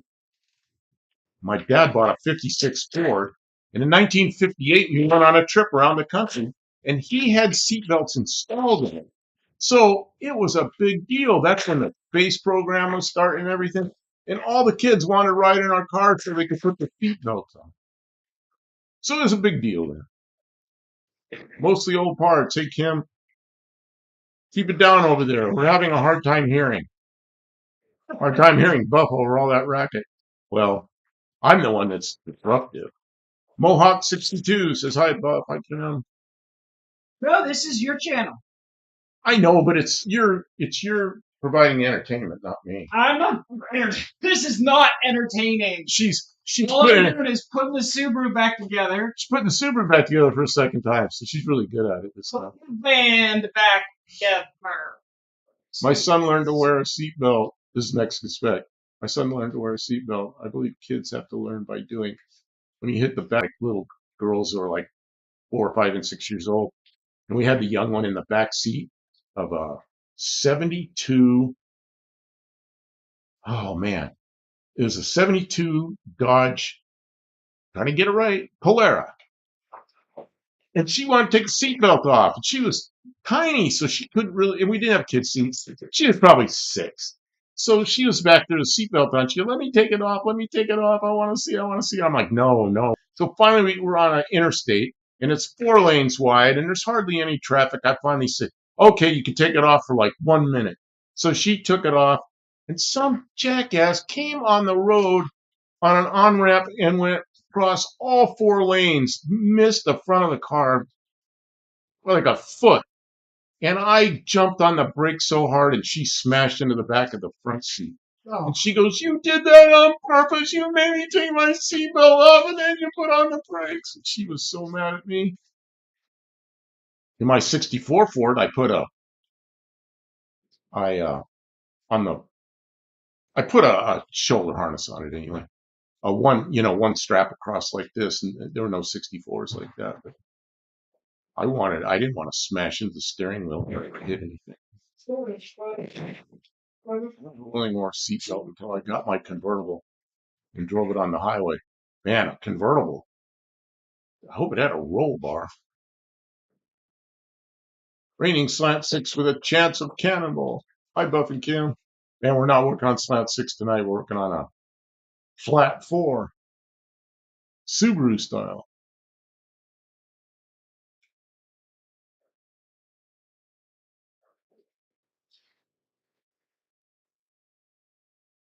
I did slam on the brakes on purpose. You had to learn. Oh God, I felt so bad. That little girl's name was Amy, and I remember she smashed into the back of the seat right behind me. It was 72 Polara. My dad's 64 Galaxy had seatbelts. Oh, I just saw a mouse run around the corner over there. Oh, we do have a mouse. Oh, you told me we had a mouse. I hadn't seen him. Him, her, whatever. They, them. Yeah, to get the gender right. Yeah, you make sure you. Well, that's in If we're in Canada, you go to jail for misgender that mouse. Really? Guy sent me a message saying $8,000 US with no turbo, no thanks. Low mileage rear car. Where's the car? Oh, say $8,000 US with no turbo. Oh. I don't move a car until all passengers have belts on. Yeah, I'm the same way now. Everybody's got to have belts on. I mean, why not? There was a period of time, like probably 80s and 90s, where it's maybe even 70s, where people hated them and they tuck them in and everything. But it became a ticket. In fact, I was in California when it became you had to wear seatbelts or they give you a ticket. So I was going to make T-shirts with a seatbelt printed across. T-shirt, but I never did it.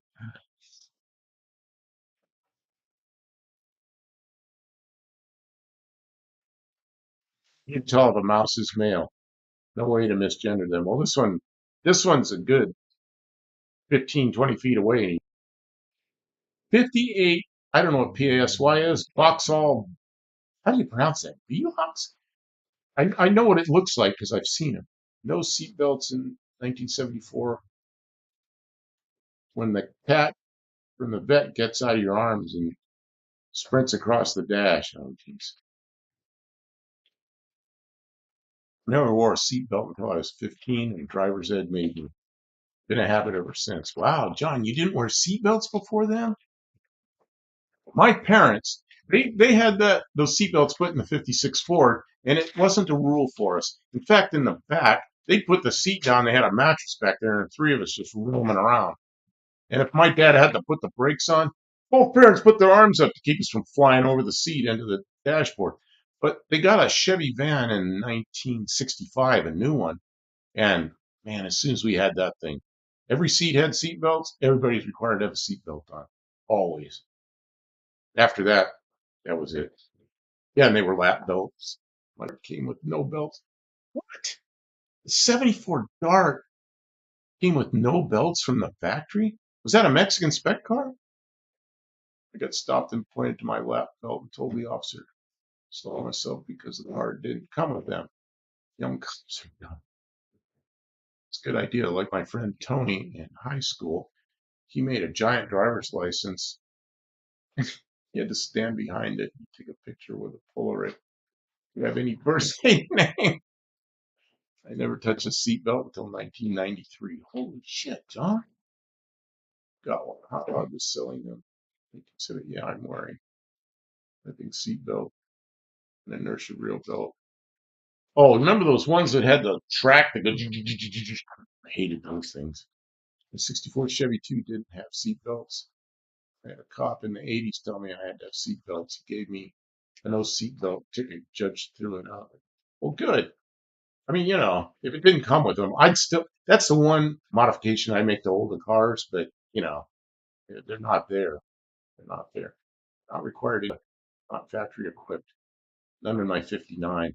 Yeah, but I don't think it's a bad thing to do. Just put a good plate or giant washer on the bottom so it doesn't pull from the floor. Yes, Buff, it's a Chrysler Dart. It has the identification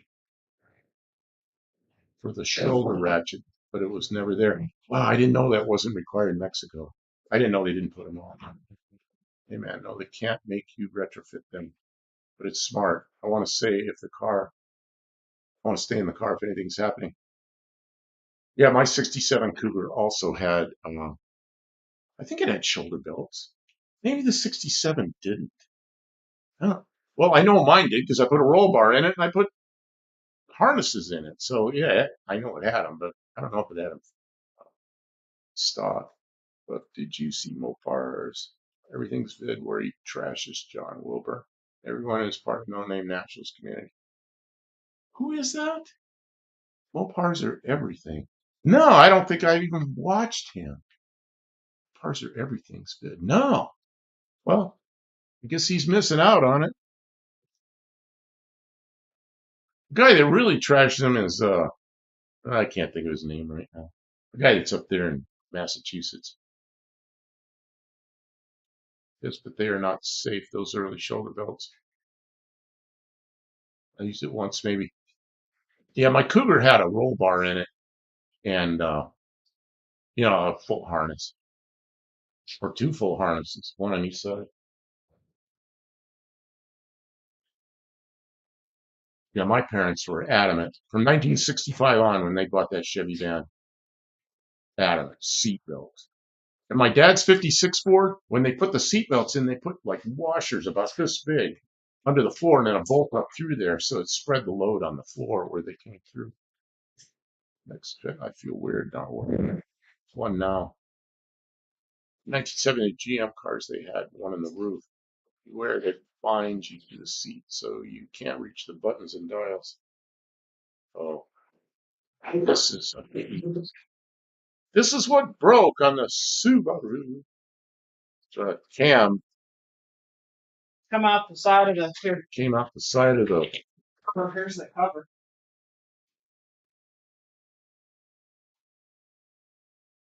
This came out the side of this cover. I can't keep up with this chat. I gotta pay attention. Go back. I gotta It's pay prime attention. time. That's why. On the roof. I did a little trick to disable the seatbelt warning chime. Oh, I hate the warning chimes. I'm gonna put the seatbelt on. I don't need that. And sometimes you don't want the seatbelt on, like when you're working on the car. And I hate those things. This is Mopar Garage should walk away to here's what the guy that talks about morally bankrupt. No Name Nationals is really it's the most fun event I go to. And I went to lots of air shows over the years, but No Name Nationals beats them all. It's just a fun thing. Mechanics weren't so expensive, more people would change the timing bets. Well, the reason this one Failed. she made a mistake and didn't lube something well enough, and now everything's lubed, and she got oil pressure ahead of time. I got to turn in. Keep up the fire, ladies and gentlemen. Pontimaniac is gonna turn in. Okay, good to see you here. Thanks for stopping by. No, it's bolted to the roof. The cars want to talk. It's bolted. John even had a special bleachers there for trolls, but none of them showed up. There's an empty bleacher sitting there with the trolls. Oh, what's the guy's name in Massachusetts? I can't think of his name. Brian Cabral. He's the worst one. I've talked to him. He seems like an okay guy, but he just won't lay off Tony and the No Name Nationals. It's like he has this mental block and hates us. He So just enjoys he being a jerk off. he gives me a hard time because I didn't finish the Studebaker yet. My shop's a mess, and it's like, yeah, what's he do? Sits there in a basement with lights barely on and Smokes just smokes cigarettes and talks like talk all shit. the people that are doing something. He hates them. Ah, I don't get it. I used to watch him in the morning, and I just quit because he just ruins my day. So he's there talking to himself. I'm past my bedtime. I have to go. What time is it? Oh, it's 9:15. Well, X 62. I don't know where you are, so I don't know. Maybe you have to get up really early. Yeah, adios, adios. In Russian, пока. All the other languages I know. Russian, Spanish. Is anyone else getting a buffering issue, or is it just at my end? I don't know buffering. Oh, I'll look and see. You know what? We have fiber here, and we should have a really good Yeah, connection. we could get bad connection though. Dropped frames, 202 out of the whole stream. 202 drop frames. That isn't very many. I don't think that's us. Because I had 84 at the beginning of the stream before it really got started. So John Wilbert says buffering occasionally here too. yeah. 1014 on the East Coast. Yeah. Danny Boyd says he's seen some buffering. I don't know why. How many drop frames was it? Oh, like 200. That's not a lot of frames. 200 drop frames in what Yeah. I don't know. Maybe an hour and 45 minutes. Maybe we're getting some delay because of the hop over to the garage. That could.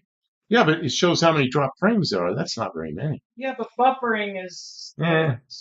Delays. Yeah, Clint says he's get some buffering. Buff, I saw some Joe Rogan podcast of the woman that spent time with the Sinaloa cartel. She said one of their businesses is now making fake pills. Oh, geez. Wonderful. I've heard that. Wonderful. Buffering. Wow. Well, I've been getting, I used to get a lot of medication in Mexico, but I'm 1,100 miles from there. So I'm doing it the way I have to do it in the U.S. now. Kind of a pain in the ass. They make the pharmacies at the border carry them. So please be careful if you go back there. Okay.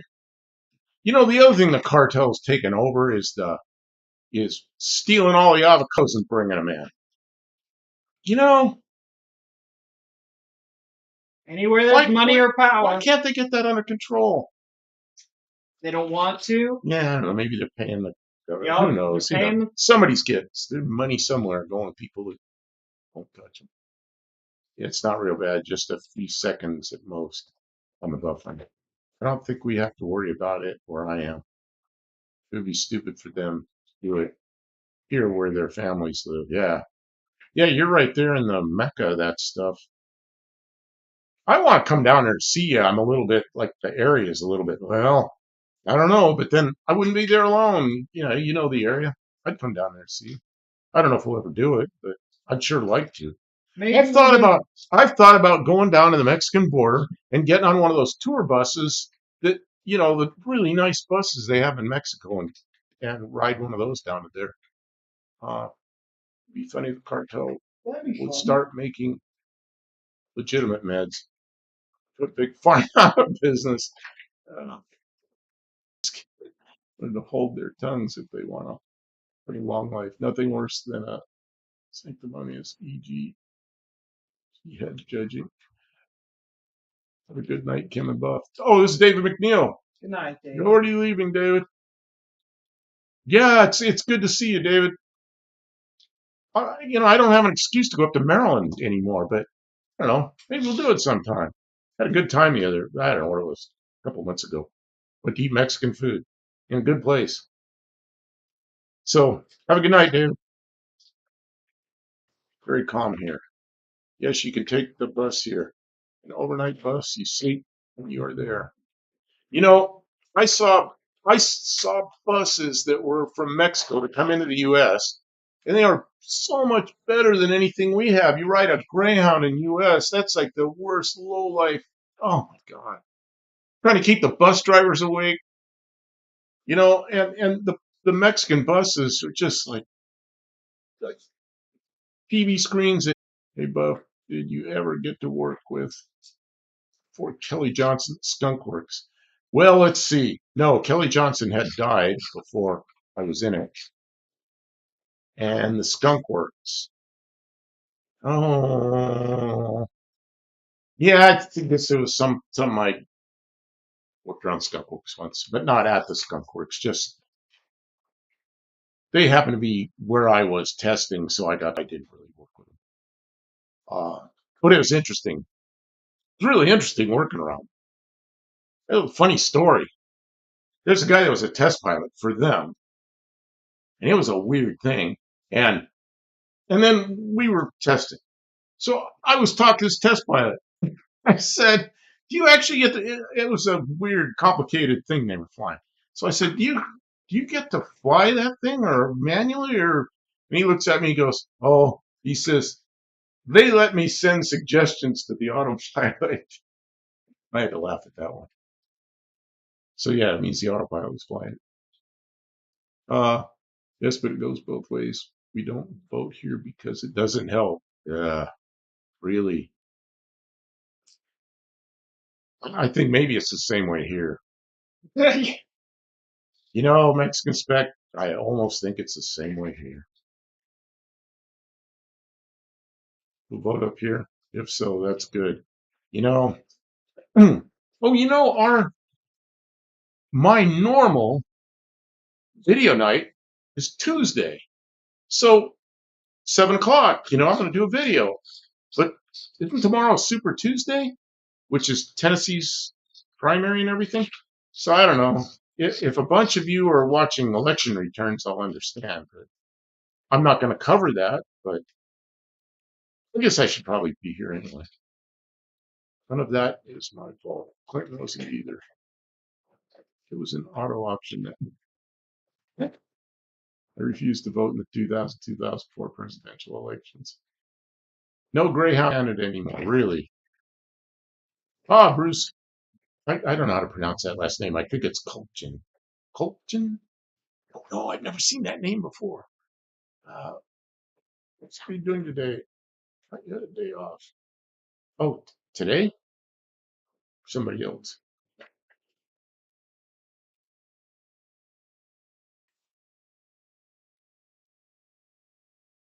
Yeah, I've ridden Greyhound some long distances. The last time I rode a Greyhound was Christmas of 2017. I rode took 2 days from Yuma, Arizona to Nashville, Tennessee. That was what an unprofessional bunch of goofballs. We ended up in Dallas. I had to change buses in Dallas, and the bus driver didn't show up. So we were stuck there 6 hours while they were trying to get a driver to show up. And it was Christmas Eve, so of course they didn't want anybody, nobody wanted to come in. Oh man, are you gonna split the block apart or no? Oh, Jackknife TV. Might might be a little hard. No, no, it's going back. It's all done. It's back together. What happened was we had a lubrication problem on one of the cams. Kim pulled the cam out, fixed the problem, back together. We've run the crankshaft with the engine without the cam belt on it. Got good oil pressure. We've got oil up to the cams. I think we're in good shape. Kim almost looks like she knows what she's doing. You know what? Kim's amazing. She didn't know anything about Subarus when she started this, and I think she could rebuild an engine with her eyes closed now. Yeah, lucky me. I rode Columbus, Ohio to, oh, Helene, Texas one Christmas. That was, oh, my butt was sore. But I went that wired were the lights.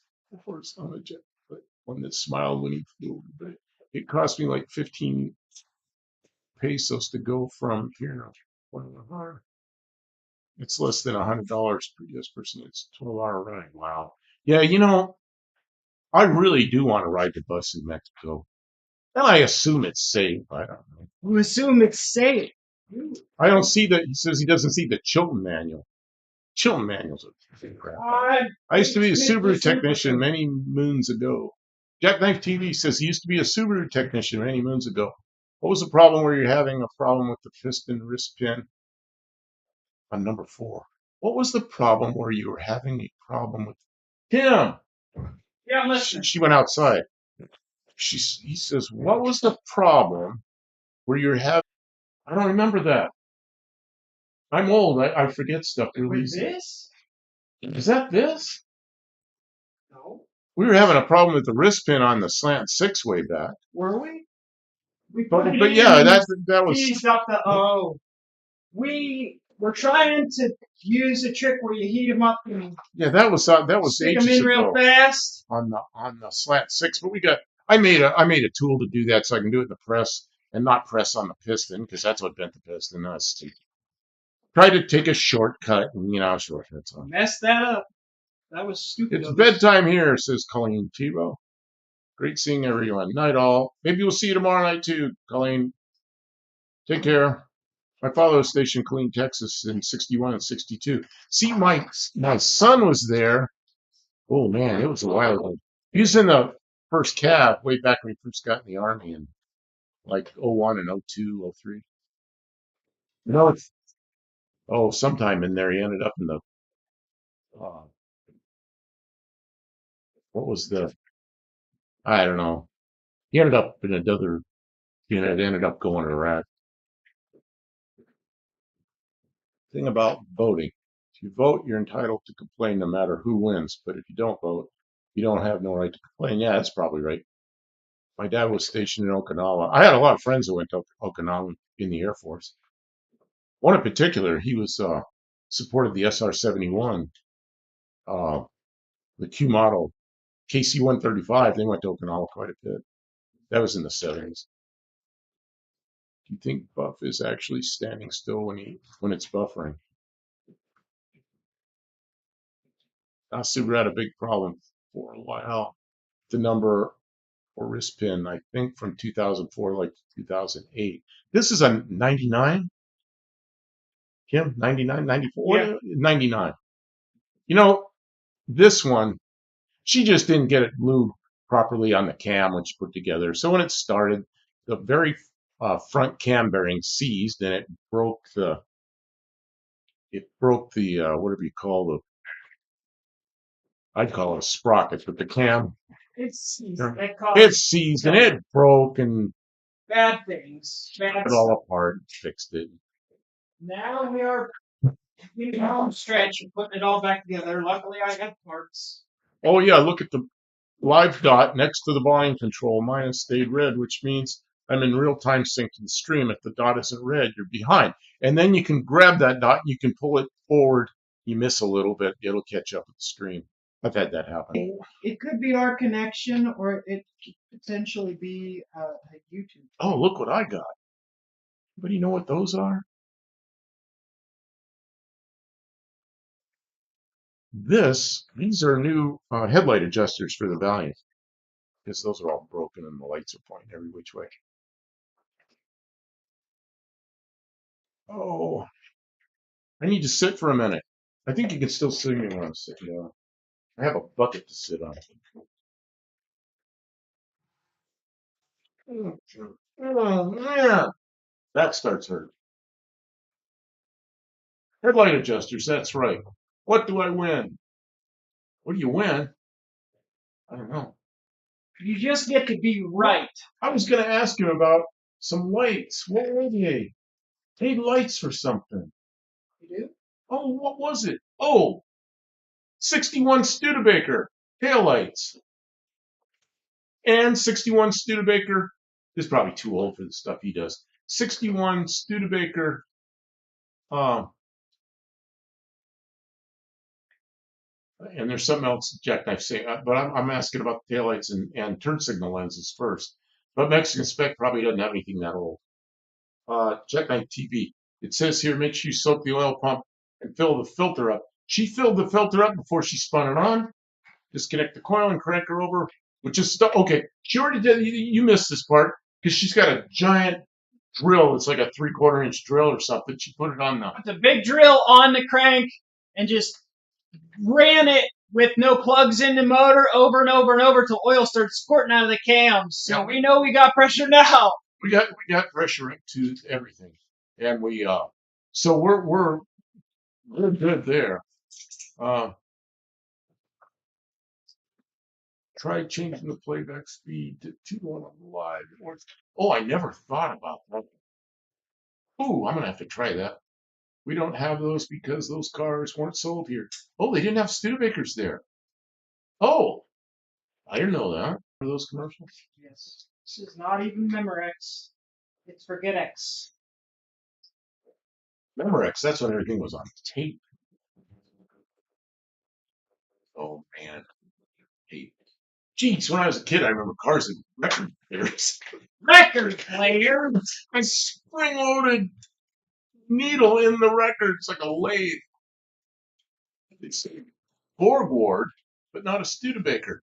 Man, I remember Borgwards too. Oh man, in the 50s, my father told me I almost bought a Borgward, but instead he bought the 56 Ford. Man, that was a close one. Borgwards, oh, Borgwards are just nothing as good as a 56 Ford. My wife gave me an odd look about the Borgward. The Studebakers. When I was a kid, the Studebakers were kind of like an old man's car, and no young people didn't like them until the what was that thing called? The Avanti came around. Then everybody liked it. I think Borgward after seeing it on a rock auto site. Yeah, Borgward. It had a German car. It was after the war, and German cars were becoming available again, and it was one of those cars. It just not exactly. I worked on a couple of them. What an attractive name for a car. Borgward. Yeah, they're German, all right. Although my wife doesn't. Oh, the Memorex. The Memorex reference. Is your wife a lot younger than you? Or she's from Mexico. Just didn't see those commercials. Oh, man.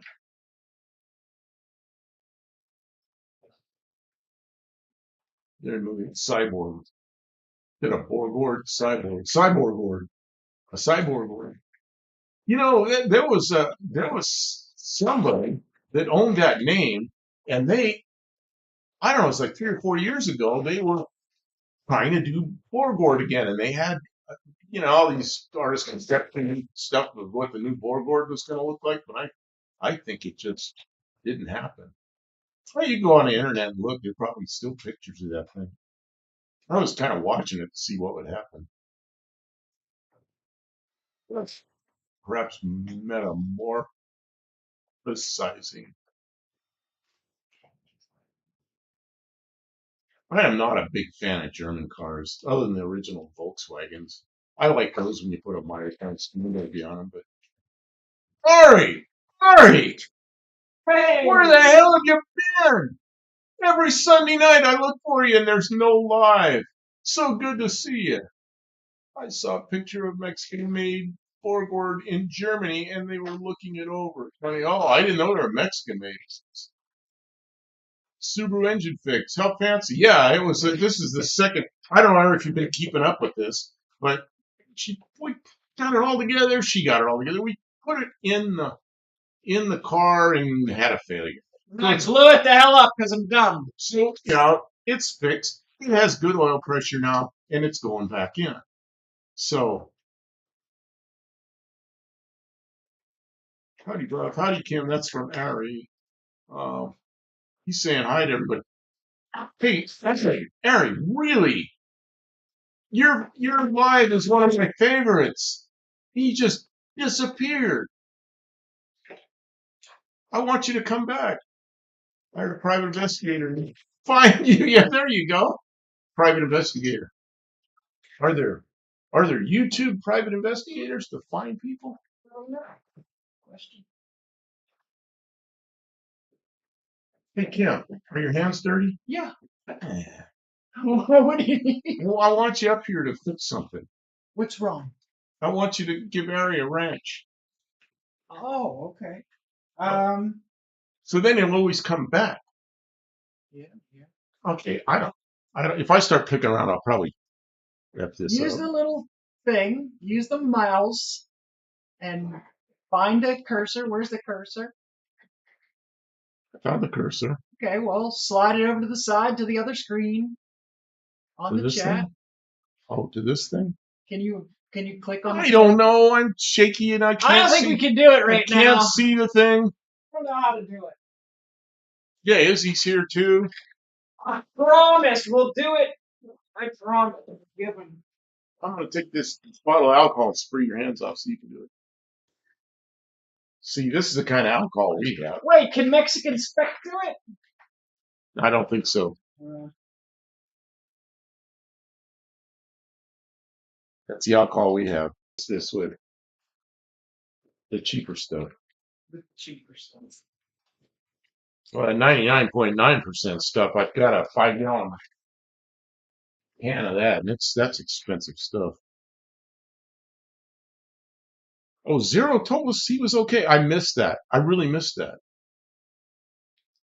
So, Ari, what are you up to? Tell us what you've been doing.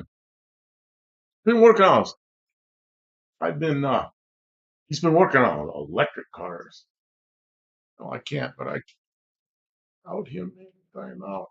Yeah, that. Yeah, I didn't. I didn't give Mexican Spec. He doesn't have unlimited powers. He Yeah, just okay. has some powers. I don't know how.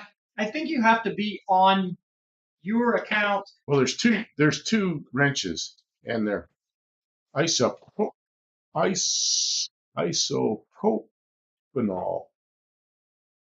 Isopropanol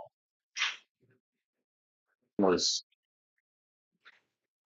just everything had to go, and they had some things they couldn't ship, and they had an open can of 99.9% isopropyl alcohol, and they said, "You got to get rid of this." And I said, "Can I get rid of it in my car?" And he goes, "Get it out of here. I don't want to see it again." So I have it because they could not ship it. Yeah, so then you ship it. I shipped it in my own car right next to me on the way up here with it. I'm sure. I don't know. I guess it could have spilled, and I could have had a giant invisible fire. Well, it's legal for you to ship it. But I think we used it up. There wasn't that much left. Click on the 3 dots in the line of Ari's name. Oh, I remember now. Here we go. Here we go. I don't know if you can do it from this part of the stream. I think I can. I remember doing this. Click on the 3. Zoom in, zoom out, copy, inspect, mute. What the hell? I don't know. Try right. What's the other click? A right click gives you this. Refresh, zoom in, reset zoom, zoom out, copy current address, inspect.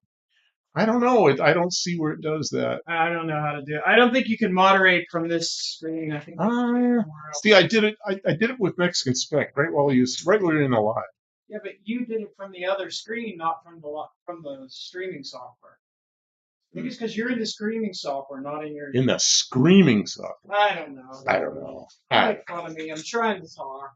I know when you're thinking about clicking the 3 dots in the line of Ari's name, you can do. Yeah, it's not there. Thought it was. It's because I've been doing all right. Busy as sin with the new job and the family. I haven't been making much time for YouTube, sadly. Yeah, I understand how that is. There were times I was working. I had no time for anything. When I was doing the airplane projects. No. I'd have to add you here. No. Because you're logged in as somebody else. You're logged in as Kim Fix's thing on that screen. Watch out. Don't do it. You might kill this. Oh. Go ahead. Talk to this thing. Talk to the thing. While Kim does that. He started a political science channel called Arion Nation. Arion Nation. Yeah, right. Okay. And then You remember that? I think I do. Come on. It's a vegetable. I know, I know. Okay. Yep. Uh,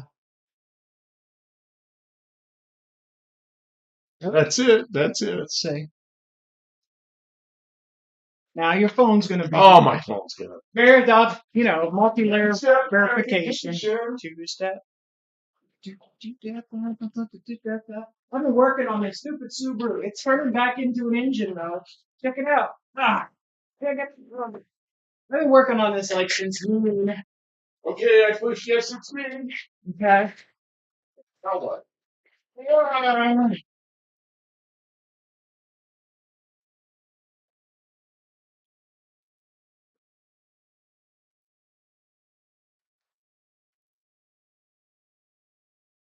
No, that's not right.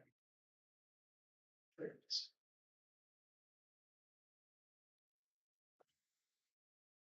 It's so complicated. Well, because. But that's all right. This is. I hope we don't kill the stream with. Converted them to conical roller bearings from the old 50 style. You know, I worked in a alignment shop back in the 70s. Every one of those, the boss wouldn't even let us use the ball bearings. We had to convert them. And they weren't expensive. Uh, that's how we did it. That's how I remember now. Now you can do it from these little dots here. Aries, right? Yeah, fine in there. Standard. Standard. Yeah. Okay, let's see what happens. Should probably do Harry, it. see if you can say something. See if you're blue. We could do it for other people too. Now that we know how to do it. That's why we didn't do it nobody else before. I don't know. Aries channel, he has like everybody's got a wrench, but I don't know. Oh, there he is. Okay, good. A Subaru engine. Like, if I could find made in USA ball bearings, it'd be fine. Yeah, you know, we convert them all. We converted them all to the roller bearings. It just made sense, and we had no failures. But I guess a lot of them did. I remember the Corvettes, the early the C1 Corvettes. They had the same front end as like a 50 Chevy uh, sedan, and they all had ball bearings in them. But we just convert them. It's good to be blue. Is it good to be blue? I don't know. Gives you a little responsibility if some jackass comes in here. Like if, what's his name? Brian Cabral comes in, starts giving us a bunch of shit. You tell him to take a hike. I'll leave him. Leave him in here. He's fun. We could give him a bunch of shit. Never seen ball bearings on a car hub. Yeah, Chevrolets up through 54 had ball bearings. I think 54, and then Corvettes had them up through way up later than that because they had the same front suspension as a 50 Chevy with kingpins and what do they call them? Kingpins and trunnions. Kingpins, trunnions, and roller or ball bearings. So, Ari, tomorrow night, Tuesday nights, we normally do a live. This is unusual. Crux, and that makes sense too, because the Corvettes, I think, were also till 60 feet. The I don't know if the cars were that late. See, they went to ball joints in 55. I think that's when they changed to the normal wheel bearings, but they may not have. They may have been. Yeah. They may have been. Don't try and sit in this seat. Okay. Because what is there? Something sharp when I sit up, get something stabbing my ass. Yes, that's what it is. So anyway, Ari, normally Tuesday nights at 7 Central, so what's that? 5 o'clock your time. You're welcome to come to my normal Tuesday night live, and I'd really like to see you there if you can do that. Tonight's just kind of unusual. We did like about a 3 or 4 hour live on Kim's channel during the afternoon, and then we went to get something to eat, and then we came here. And there's Dizzy saying good night. See you, Dizzy. Izzy, Take care. So the truth of it is this Subaru was kicking my butt so hard that I was feeling like it was near hopeless, and I was like, I got to make something of this product if this is going to fail, because the Bronco project kind of also, and our content sucked lately. Like the rate of content that we've been creating, and I was just like, I need to do something that's productive. So I just like drag the camera out here and turn it on, start working. And so we've been streaming all freaking day. So that's kind of how this happened. Then we came back up here.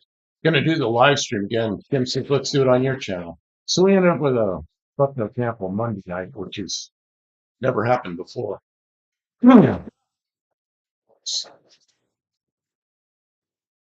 So are you? Oh, this looks like a whole end. You're not gonna. Are you gonna? You're not gonna install this tonight, are you? Or are you? Well, see, here's the deal. Somehow we have to get that car inside tonight. The only way to get it in here is to put the engine in. Well, no, I think we can.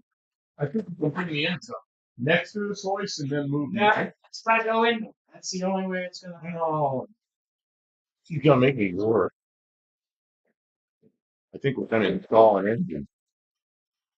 All we're gonna do is get it in. I gotta turn the camera a bit. Okay, let's see. I never done it before. There's the car. There's the engine. I mean, we don't Oh, worry. and I almost said something. Is Mexican Spec still in here? Okay. I need somebody that knows Spanish really well. Because there's something Americans say, and I started saying it. It happened when I was down there in Yuma, and it's something I hear, and then I started picking it up, but I don't really know what it means. People they're like pick something up, like something they don't know what it is, like this. And the Mexicans will say this chingaderas, chingaderas or chingadera or something. I don't know what that means. What does that mean? So I started saying it, and then somebody. So what's? Well, it's just like anything they don't know the name of. That's what they called it. Now I'll get a good explanation. Oh yeah, he'll know, huh? Okay, you want me to help?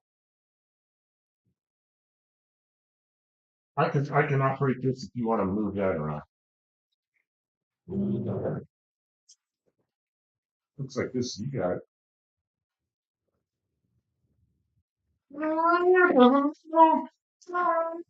Well, a chair. It's a chair. Take the chair and roll. Why are you pushing her at me? I'm not ready. Oh, I thought you were ready. The engine stand attached to it still. Here. You don't want to put it in with the stand?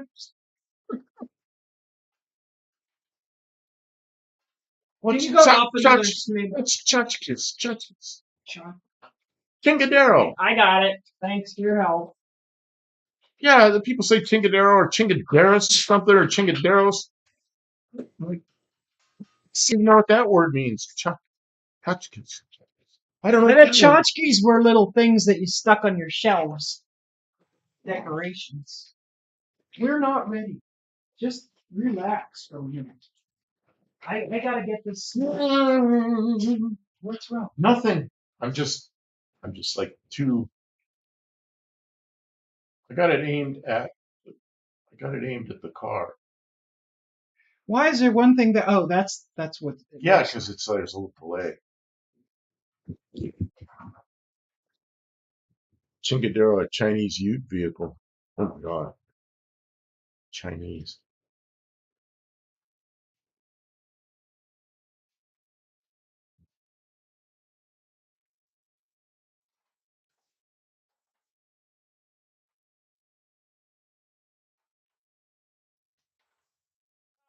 God, I'm sore. She does. Wrong size. So it is not a very polite word then. One of those. They're not a defense contractor kind of people, but the local people there are mostly uh, of Mexican descent or from Mexico. So I heard a lot of the language. Go ahead. It's gonna be 30 minutes or more. Gotta get all these bolts out, hold them to the inches, and then we'll change the camera. God, it's like garbage kind of thing. No, it's not polite. Well, okay, so I need to just refrain from using that. Okay, so when I was a kid, people who didn't know the name of something, so they call it a dealie, which is some little dealie. But there's got to be some word for something like when I don't know what the item is, and I look. Okay, so I will not use that. Who's leaving? Who's leaving? Who's leaving? See, I don't see who's leaving.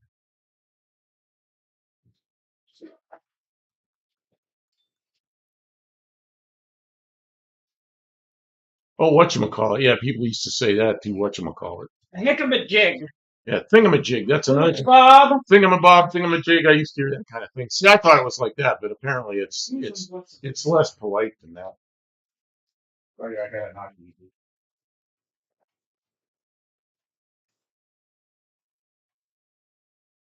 Yeah, and it was really one older guy in particular that always said that. Huh?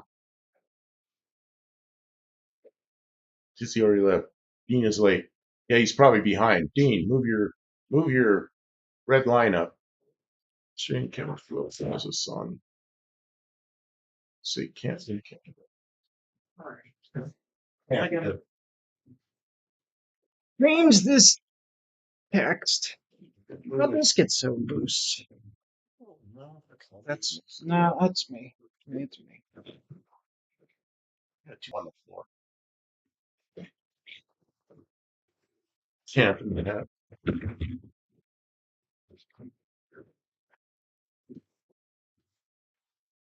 Cat in the Hat. Wasn't that thing with all the kids? See, we're buffering right now. We're buffering. Oh, we're buffering. What happened? Why are we buffering? We need to. We were buffering. Yeah, bring our red line up.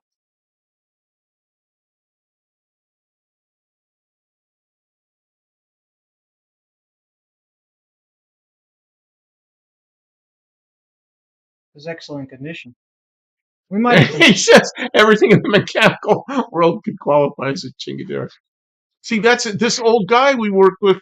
That was like he never stopped using that word. And it was always some mechanical thing that was like something you had to do or move. You move that chingadera. I don't know. Want me to go forward or that's backwards? I guess or up. I think we gotta go up.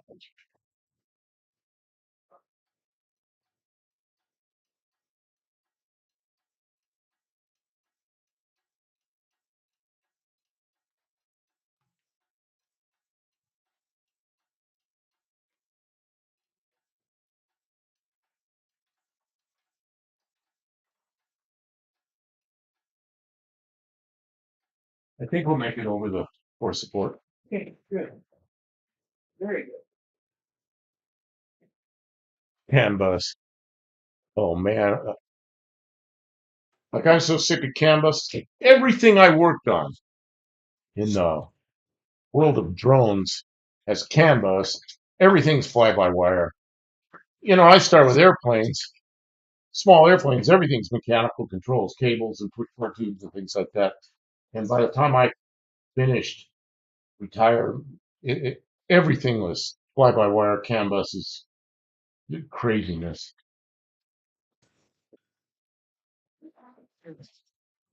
Bring her in. Well, we made it. I think we're not. I No. think I got it back up. We'll go this way. Is that better? Go that way a little bit. Is that? I think we're this way too far. Lower down. Okay. I'm looking at the transmission I got the wing. versus the crankshaft. Okay, coming down. Nice and Want slow. it fast? No. I didn't think so. Go ahead. It's moving. I know. I slowed it. I That's slowed good. it Then down. let it Now on this side you got snags. air condition. Air conditioning.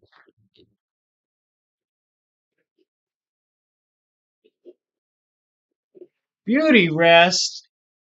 All right. Thanks for coming, Clint. Clint's leaving. Clint says you got to get some sleep. He likes his Subaru better than our Subaru. I think he's probably in a different room too. Yeah, he's in Eastern Tennessee where it's 10 o'clock, 10 something. Where it's in Eastern time. Yeah. Can't hold him for that, I guess. Okay, slowly. Are we gonna make it?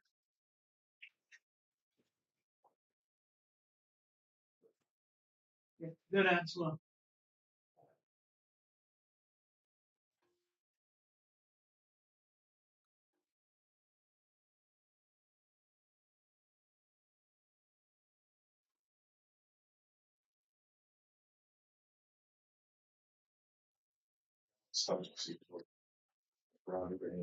And still.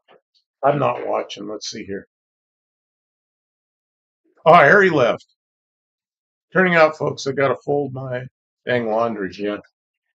Man, Fold laundry. that sounds like a terrible excuse. Just leave it in the dryer. That's a terrible excuse, Harry. Man, I never heard such a terrible excuse. Having a Pink concert. Go ahead. I gotta pay attention what I'm doing. Lower it down a little. Gotta fold my laundry. That's like, wow. That's like the worst breakup I ever heard in my life.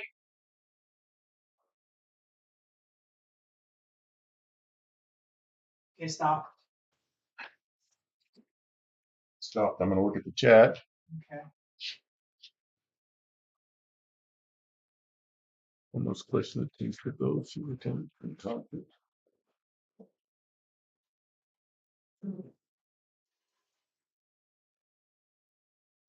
You can actually ask it on the floor. You may not want to know. Try not to read over. You saw it? See it now. I didn't kind of know it was there.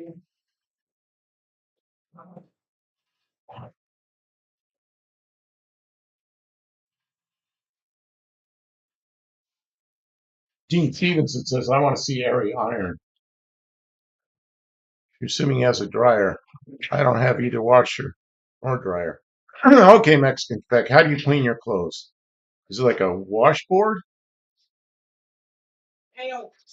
Oh, man. Oh, man. You know, when I was in Russia, you know what they did? I was there.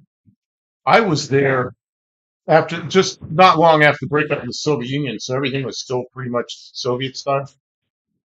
And they have it's a 10 centimeter pipe that runs through the bathroom, makes a couple of loops like this and goes back. And there's a big boiler that's in the neighborhood where they run hot water through all the apartments. So in the bathroom, there's that loop. So you wash your clothes in the bathtub every night when you take a bath and you hang them on that heater loop. And that's how everybody washed their clothes. And now, of course, Russia's, you know, as much as people don't like Putin, so the first few years Putin was in, they let free market economy go wild, and Russia came up to what the rest of the world has. And of course, Putin has some problems now, but it was early 2000s were really good for Russia. They moved ahead 100 years in 5 years.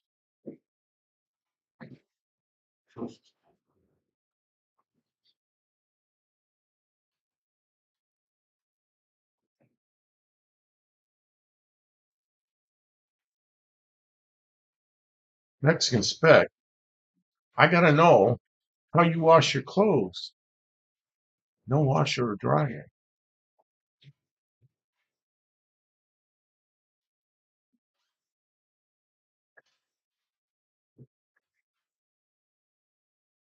Sure look like you're struggling. I am struggling. Why? Luckily, they can't see me just doing all this. She's got a jack under the transmission. Trying to get. Hey, Buff. Maybe that guy There we who go. kept calling everything Chingo just had a Mexican version of Tourette's syndrome. All right, I'm gonna move this over so It's that like you didn't know the name of any of the parts. You just point to it. You know, that's in the way. Uh-oh. You got a cable connected to something. Hooked.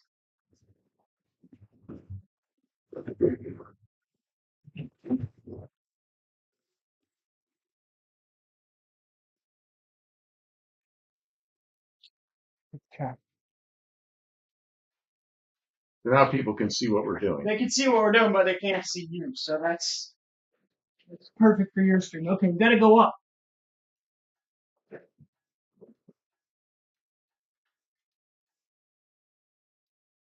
More up? Try towards me. Okay. And more up.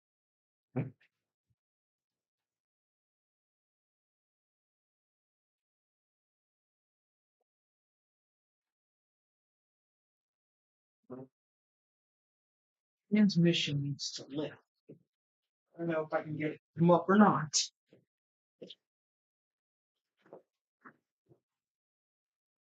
Oh yeah.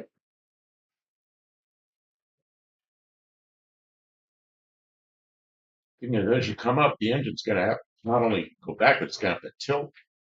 Now you're hitting the transmission on something on the body. Okay. I didn't know if you could see that. I could see it from here. On the body? No, you don't just forget what I said. You stopped. If you jacked any further, you're just jacking the car up, not the transmission. What's it hit? I don't know. This? I don't know. But it was lifting the whole car. Okay, I need you to go up an inch or more. Going. You're hung up on the engine mount. It won't go in because the another inch. Each one of those pumps is an inch. You said an inch, and I've gone up about 5 inches. Okay, go a little more. A little more. A little more.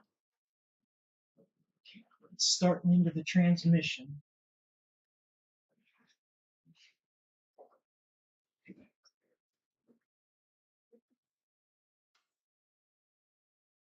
Okay, go up a little more.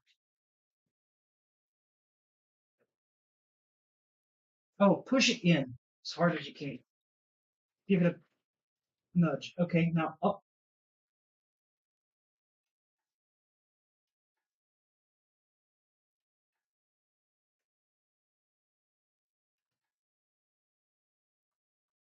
Okay, just the hair and in as much as you can.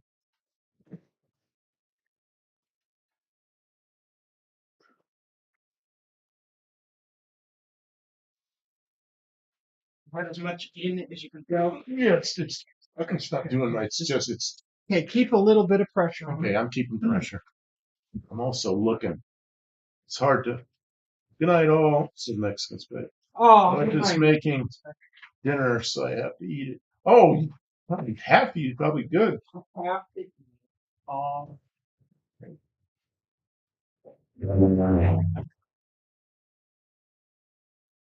Breathe first. I'm Why? just glad she doesn't kiwi. Oh, I wonder what kind of food he eats. It's probably good. Here. Let's see if we can get this. 1, 2.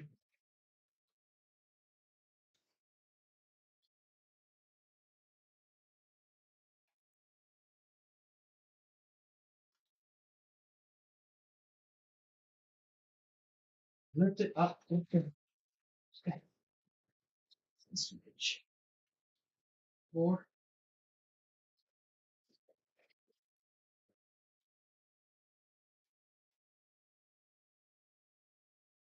Yeah, more.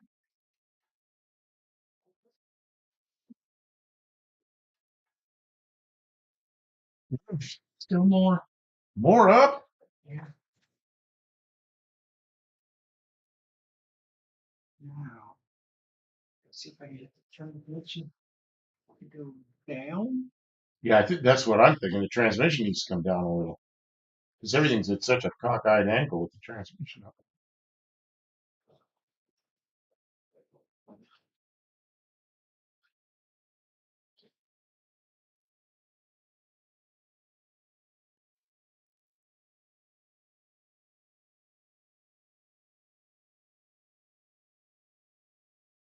Hmm.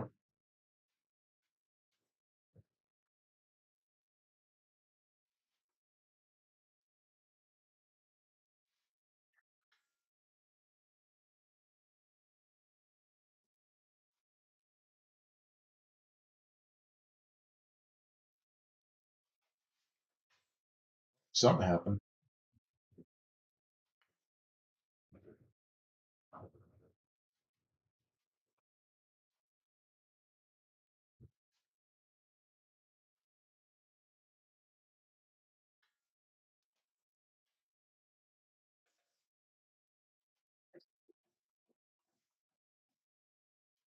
It's in lines.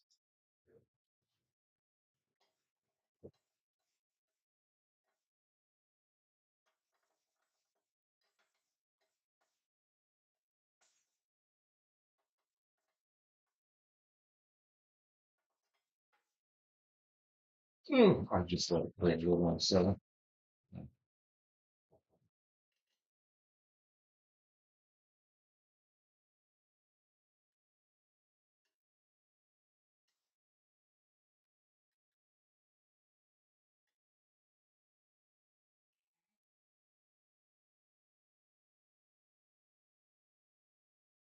Alignment plates, body mounts.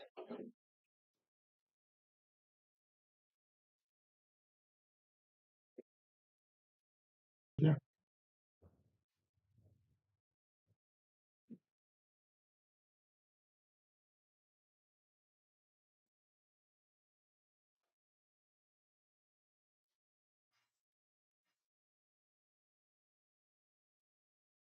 One, two.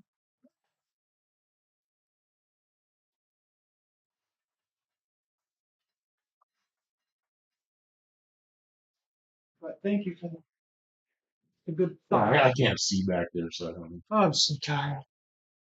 I'll relax for a second.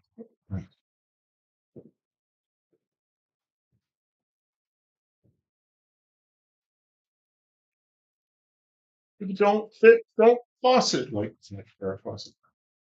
Mm-hmm. Guess who said that? Mm-hmm. Dean. Who else? Oh, Who else would say something like that's like as a celebrity's quote or something.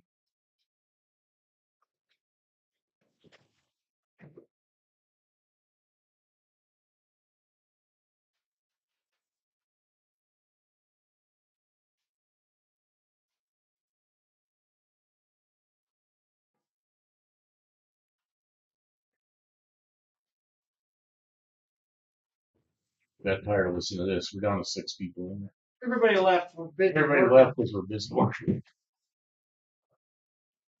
We warm out.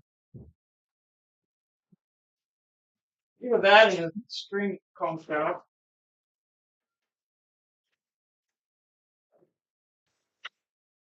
You don't want to let that transmission down.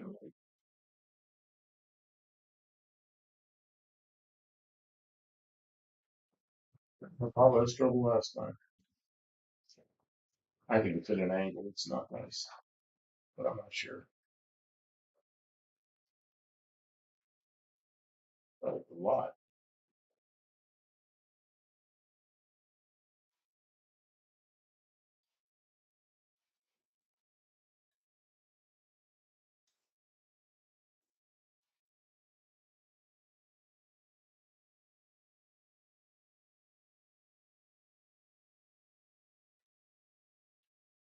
Put it in gear.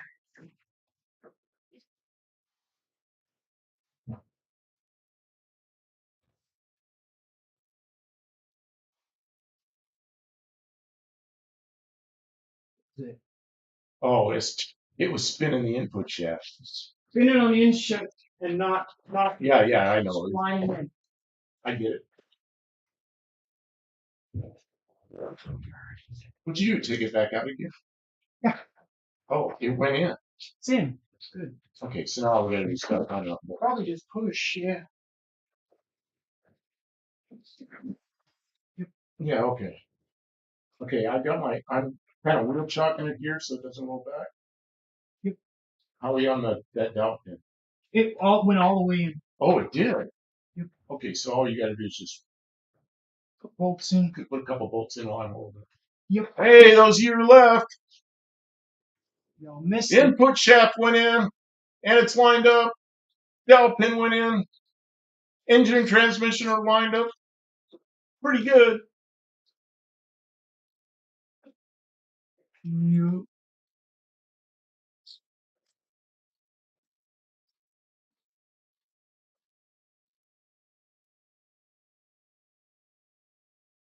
You know, Subaru is pretty nice for that because the engine, unless it's a 58, 59, or 60 Thunderbird, then there's about a foot of room back there, right?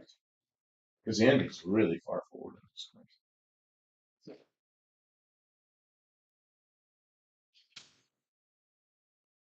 Everybody left. I don't need to hold it, but I think I will until you get one more bolt started.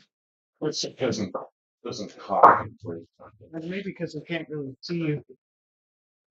How many people are there? Pilot, guide, and input. Danny Boyd's still here, so that it don't matter who else. Doesn't matter who else is here because Danny Boyd is here. Boyd Stevenson. Always there. Well, it tells you how many are up there in that corner.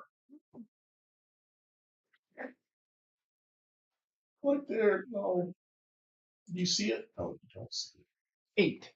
8? Oh, it was down to 6, so people would come in. Would we lose you people? Oh, hi, Windy English. Did Windy English? Windy English is here. See, look, it was worth staying because Windy English. But this time I got oil pressure, everything, and watch you right now. Yeah. We got it. So, at least that problem's fixed. But the got it lined up and everything. We really need no more bolts are gonna let go of this. Well, what I need to do is take call down into the mounts. Before you put one more bolt in? Yeah. Oh, I think it just fell. I need to sag them. I have a pain. Oh, anybody ever tear their shin muscle? And then it's fine, except if you move it the wrong way, and then it hurts so bad. Gosh.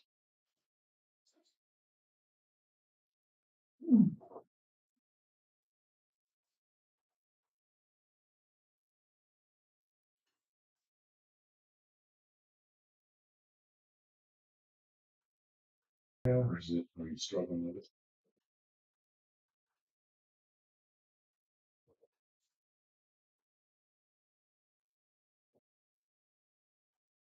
These things are stupid. Stupid.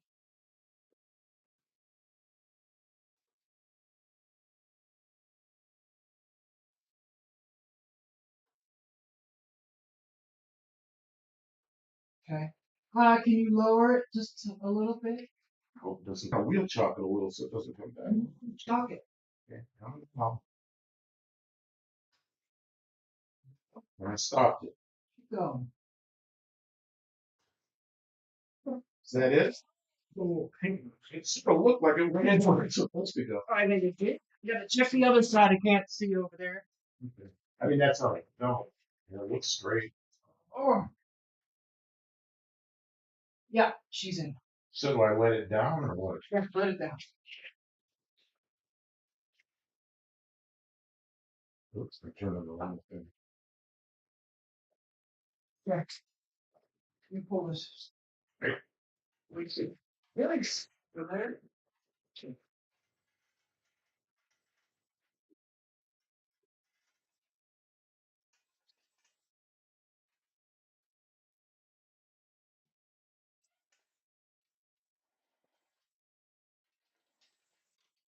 Hi. What am I missing? I think you do the bell housing bolt first to lock that in. That gets that mount, she did the same thing. Well, she did get there was one dowel pin and one bell housing bolt before she did the mounts. There's 2 dowels. Or 2 dowel pins. I don't know. Oh, Volvo. Ouchie, ouchie. Full spin back. Volvo spelled backwards is Russian. Allah. Allah. Didn't I know him? Uh,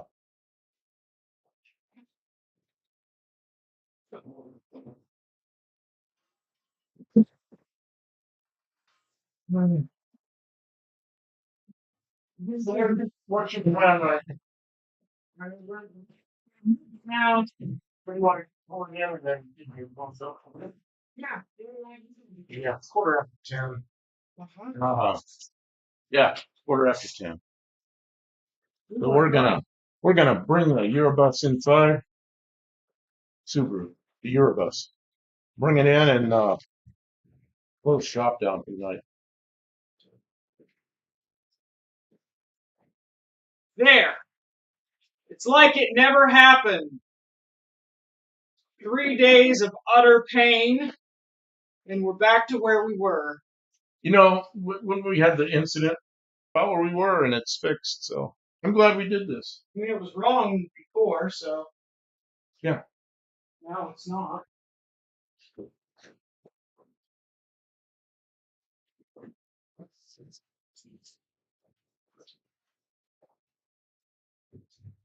Are we in? Probably. Probably. Let me see. I'll try. You go ahead and talk to that for 5 minutes. See if we're inside the shop. Those doors closed? Yeah. Doors will close. Subaru